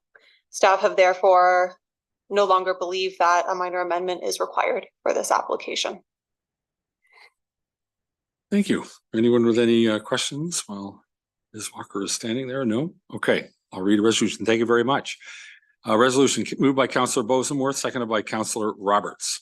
Be it resolved that bylaw 2023-119 to amend comprehensive zoning bylaw 2014-14 bracket Zip Estates Limited or LTD, sorry, roll number 6-1-004 be read a first and second time. All in favor? That carries. Thank you.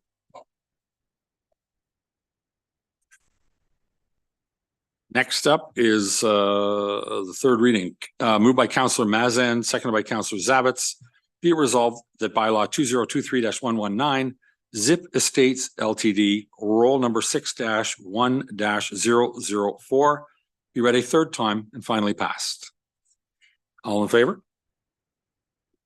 That carries. Thank you very much.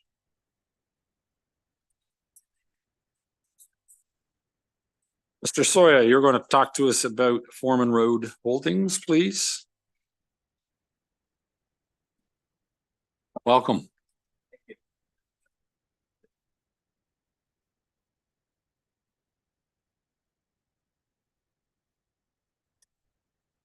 Last month, public meeting was held and we considered zoning bylaw amendment. Oh, that helps. Now everybody can hear me. Well, thank you and good afternoon. Thank you as well. Last month, public meeting was held and planning committee considered zoning bylaw amendment application ZBA 4521 in the name of Foreman Road Holdings Limited. The purpose of this application is to rezone the subject lands that are to be subdivided through proposed plan of subdivision application S 2019-9, which is also known as Muskoka Trails, and which is being considered for approval by the district municipality of Muskoka. The subject property is currently zoned community residential R2, and it is proposed that the 85 lots proposed through the plan of subdivision, that they be rezoned to the community residential R1 zone, and that 4 blocks that are intended for high density apartment dwellings be rezoned to the community residential high density RM2 zone. Other areas are to be rezoned for open space and environmental protection purposes. Zoning exemptions are also proposed to permit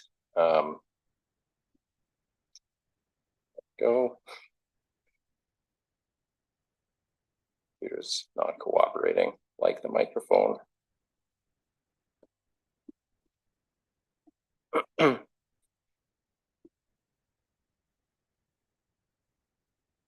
permit, it's just not wanting to go to my here comes Miss prompt here. I'll take that. Thank you.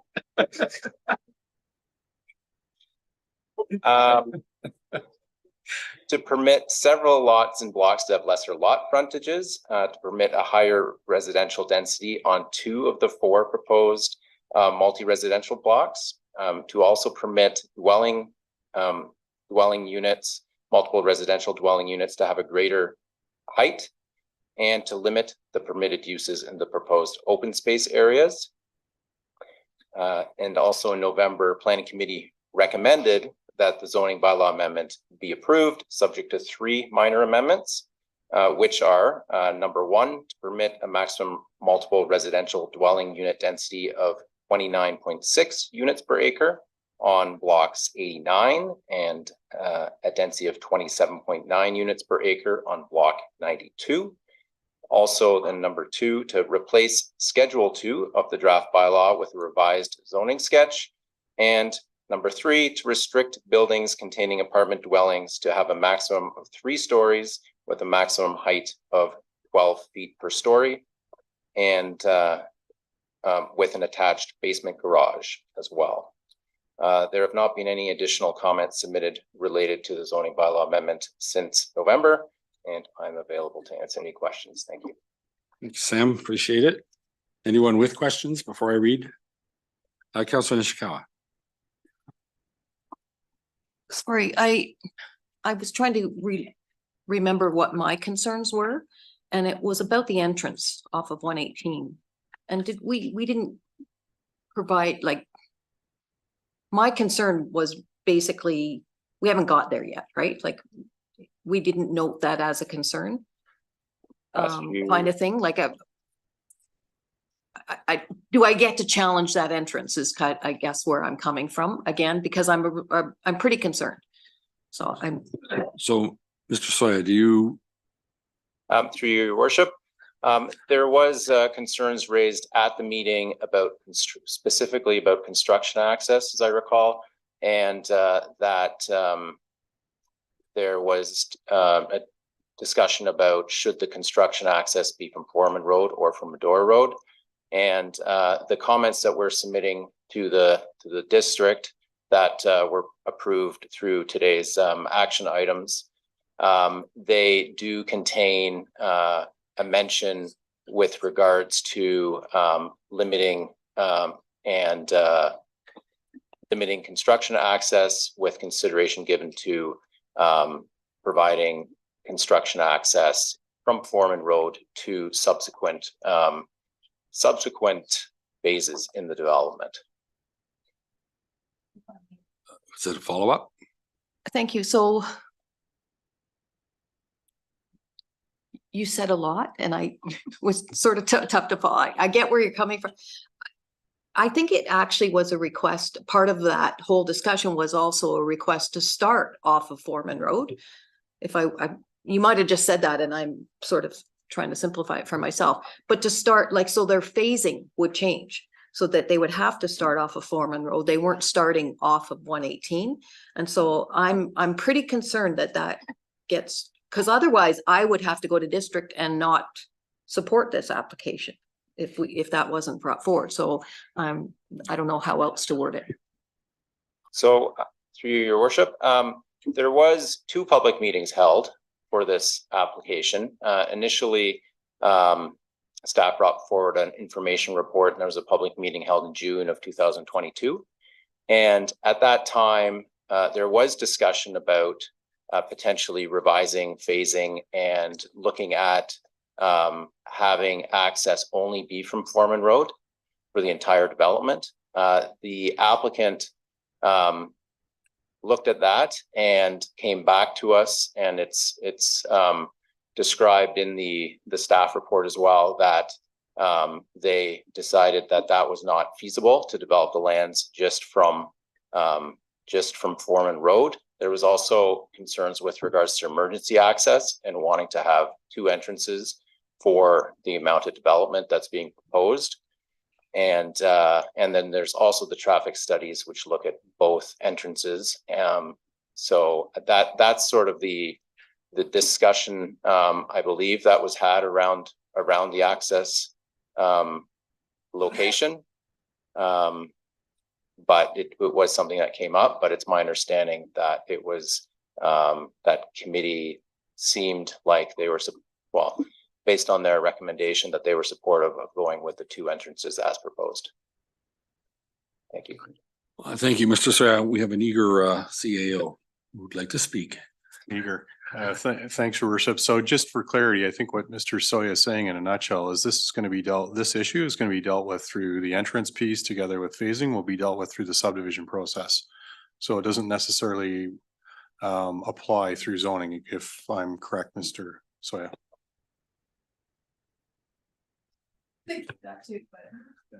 Councillor Zavitz. Thank you through you, but I am wondering if there couldn't be some language to the councillor's effect that the first phase, that whatever that first phase looks like, that it uses accesses from Foreman Road, even if they had to put a second to keep that weight off of the main highway for that first. I think it's going to be a very difficult property to develop.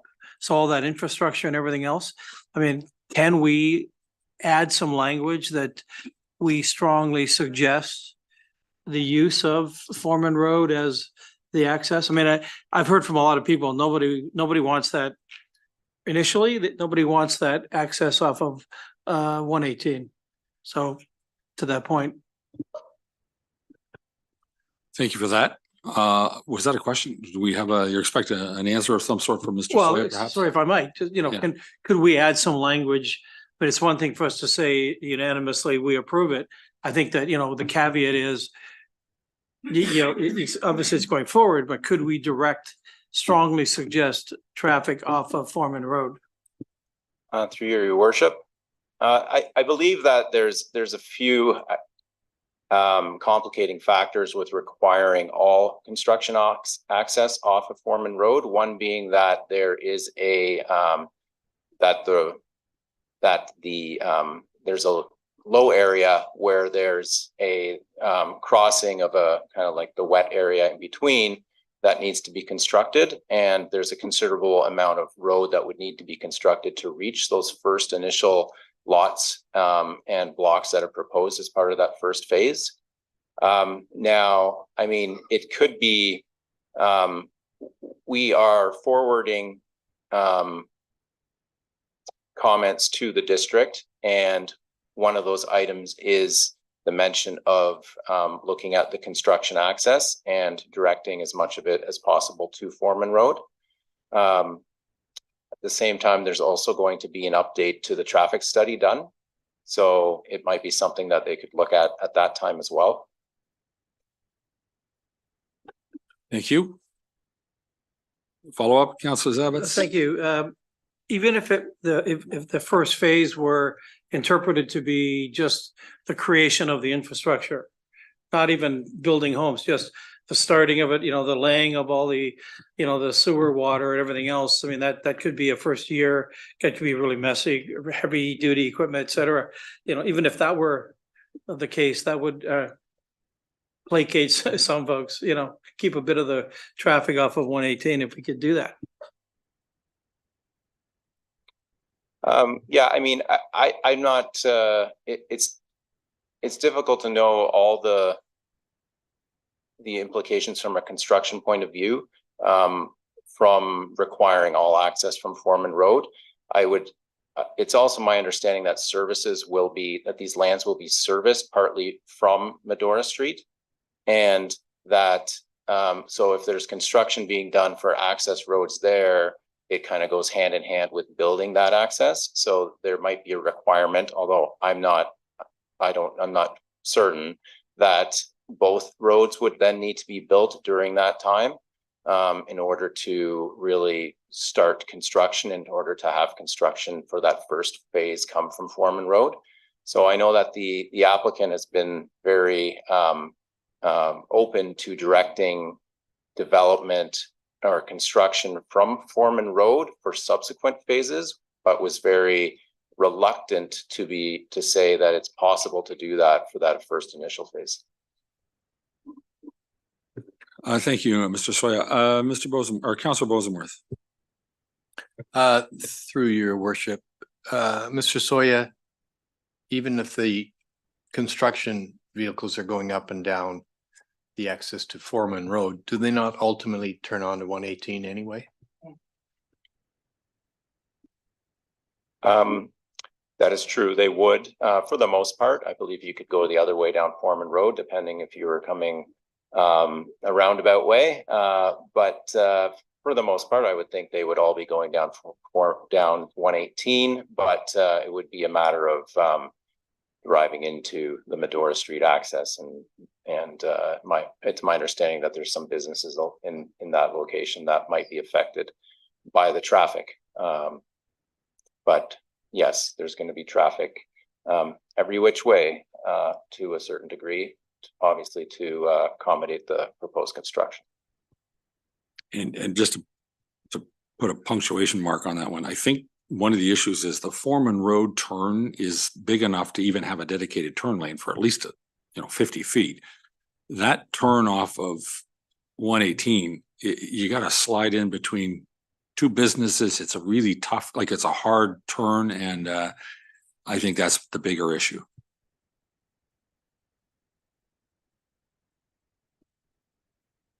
Councillor Mazin. Thank you, and through you. Sam, if you could just take us back a month. I know there was a few delegates who had expressed concern. They were the neighbors on the road. I was trying to look at it. Is it Tudham? That's right in behind. And they had expressed concerns about, as the building is happening, the possible impact on their water systems. Could you help us understand what tools are in our toolbox to help mitigate that in any kind of development? If you're beside a development, there's stormwater management practices that get put in place on something of this scale. When you're neighboring property owners who are not on municipal water, that has gotten a few of them concerned, of course, that the behavior here, the actions here could have a significant impact on the quality of their experience or their properties. So could you just help us understand what kind of things are in place in order to protect that type of situation? Sure. Through your worship. Well, there's a number of requirements put in place through the approval of the plan of subdivision. So through that approval, there's conditions required for stormwater management. There's environmental implementation of environmental requirements as well. And these are required through a 5126 agreement that's going to be registered on title. There's requirements for a biologist and for the engineering piece of the stormwater management to be looked at in tandem, and for those requirements to be implemented. Also, the multiple residential blocks would also be required to enter into a site plan agreement as well. So staff would also have a chance at that point to look at the exact placement of buildings and of parking and of entrances, and making sure that that is looked at. Now, I mean, in terms of stormwater management, there is a requirement for pre and post runoff to be the same, and for any changes to be mitigated against, and therefore there's recommendations in those stormwater studies, and there is requirements, for example, for stormwater infrastructure. One of those being the construction of a stormwater pond on one of the open space blocks. Hopefully that provides a bit of context. Thank you. Could you just expand a little bit on, I see Mr. Sharp has his hand up. Before I ask my further question. Mr. Sharp, you're on. You're looking like a young Dan Haggerty there, but go ahead. Thank you for indulging me. Thank you, Your Worship. Just to elaborate on Sam's detailed response, I would just indicate that I believe the concern is about groundwater and the quantity and the availability of groundwater. Keep in mind that in this particular instance, there's a large number of units proposed, and they're all proposed to be serviced by municipal piped water. I think we would have a greater concern, of course, if a large number of lots and a large number of units were proposed all to be serviced on private services, in which case, that would be a concern, and it would require substantial considerations, hydrogeological study, if we even got to that point. So I would just state that, again, these units are proposed to be serviced by municipal piped water. And although I'm not a hydrogeologist, I don't expect there'd be any impact on the groundwater resources associated with those abutting dwellings that are serviced privately. Thank you. Thank you. Thank you.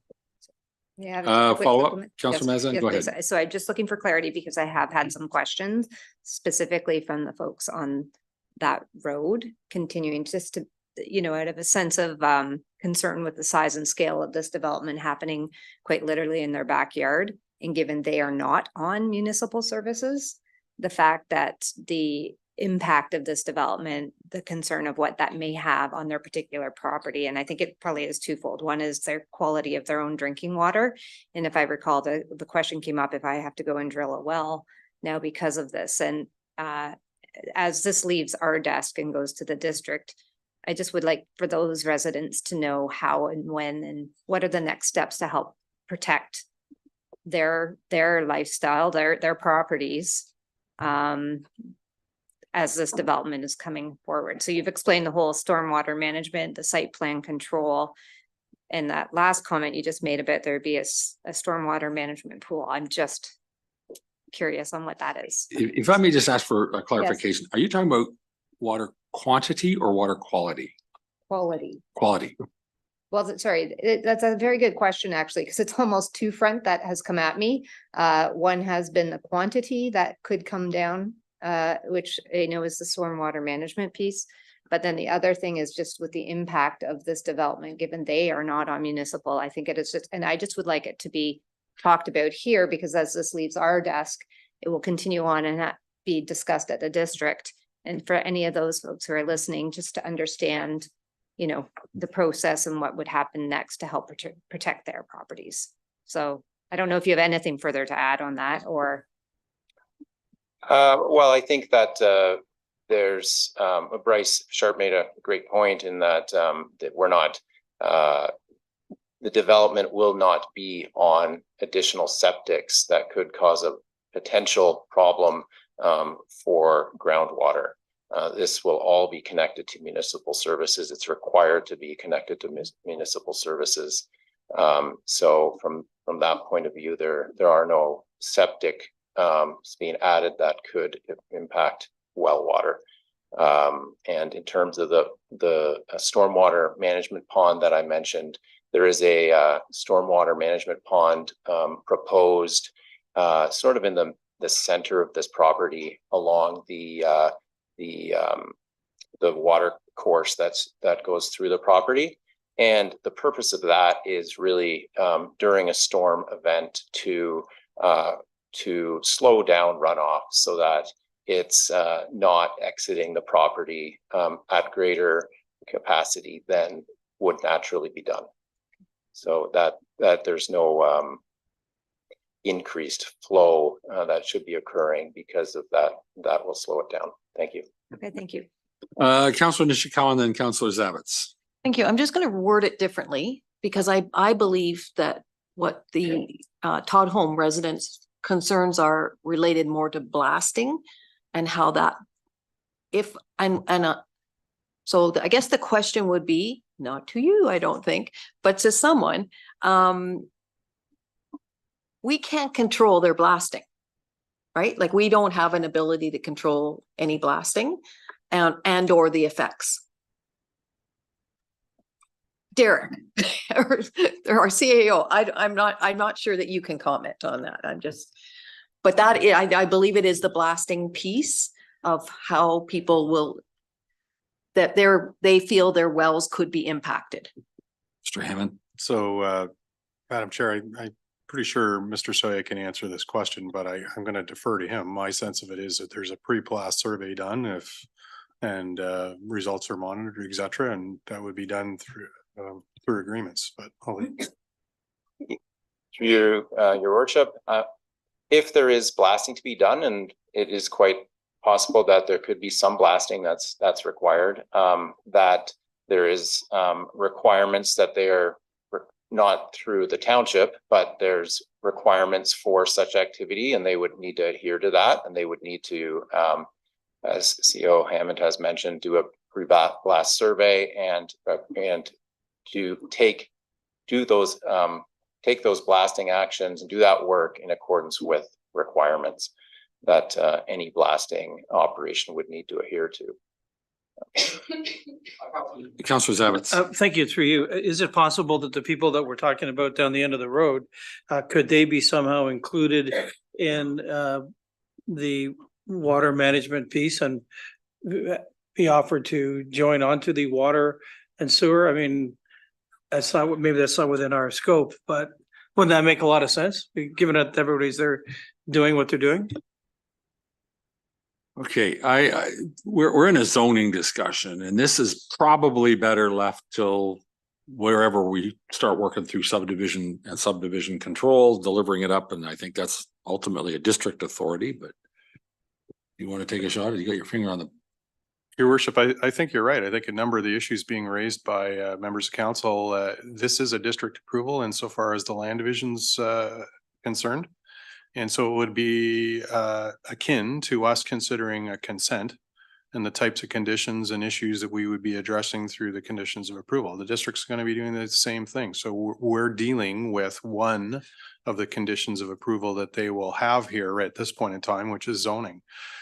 Your recommendations to the district with respect to the conditions of draft approval that you're requesting, where you've endorsed your planning committee's recommendations earlier in this meeting. So your comments essentially to the district have already been endorsed by you. And really at this point, we're talking about the zoning.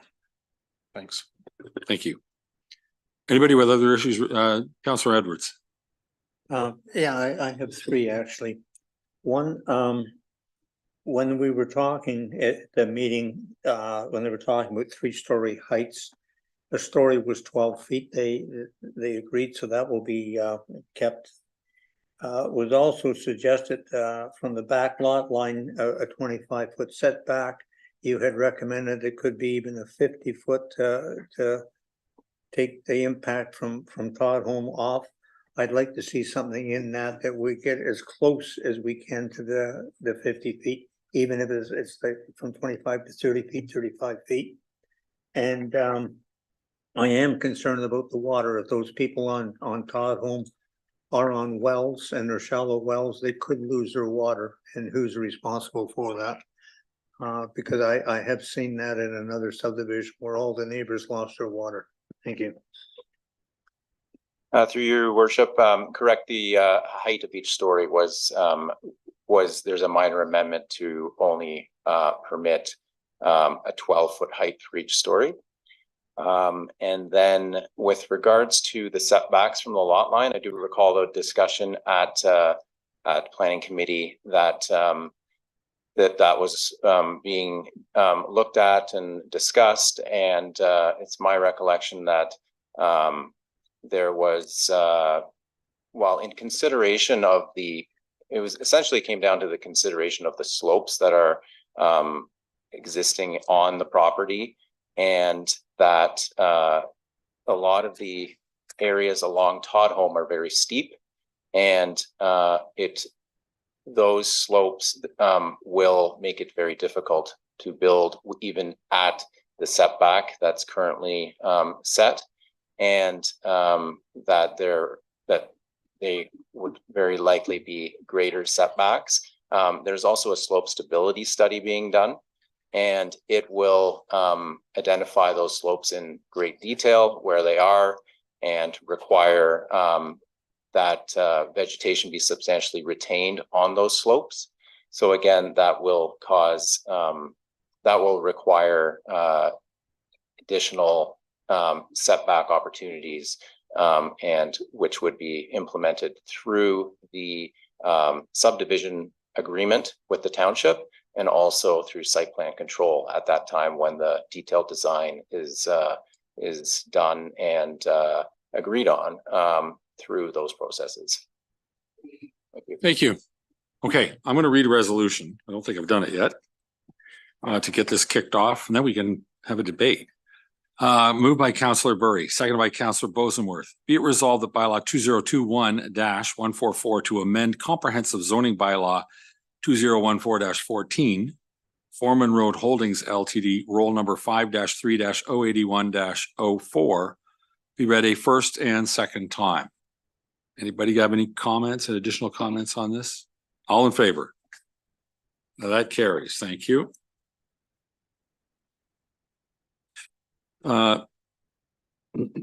Next one, moved by Councillor Roberts, seconded by Councillor Kent.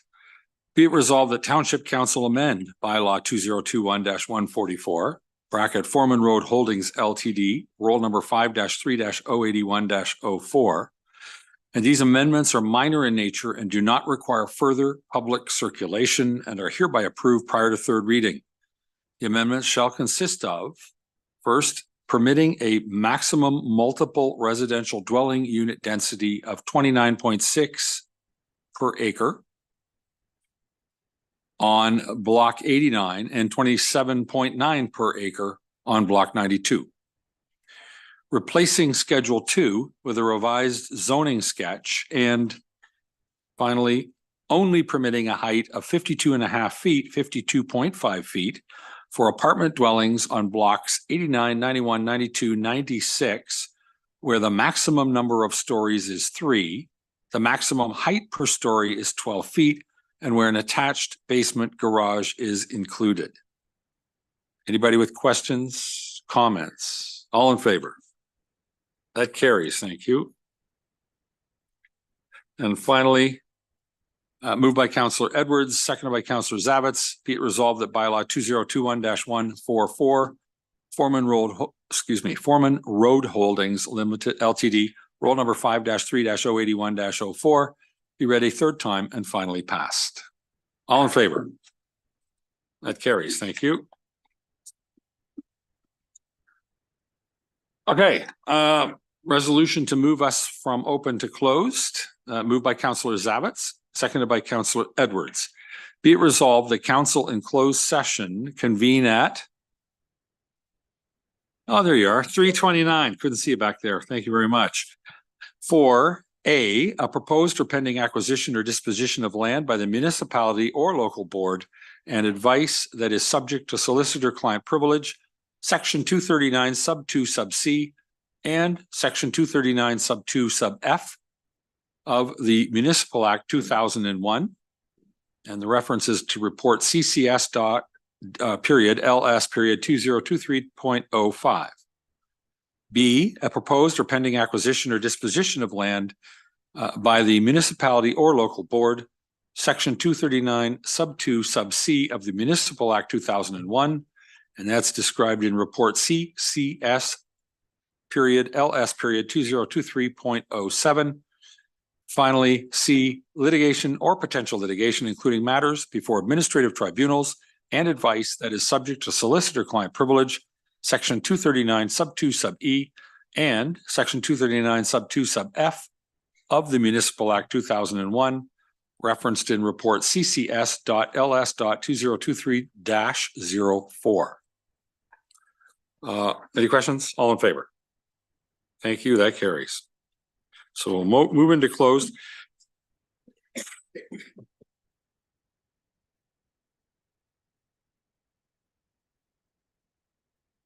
We're gonna take a 10-minute break while we get organized to prepare or get going on the closed session. And thank you very much. We'll be back.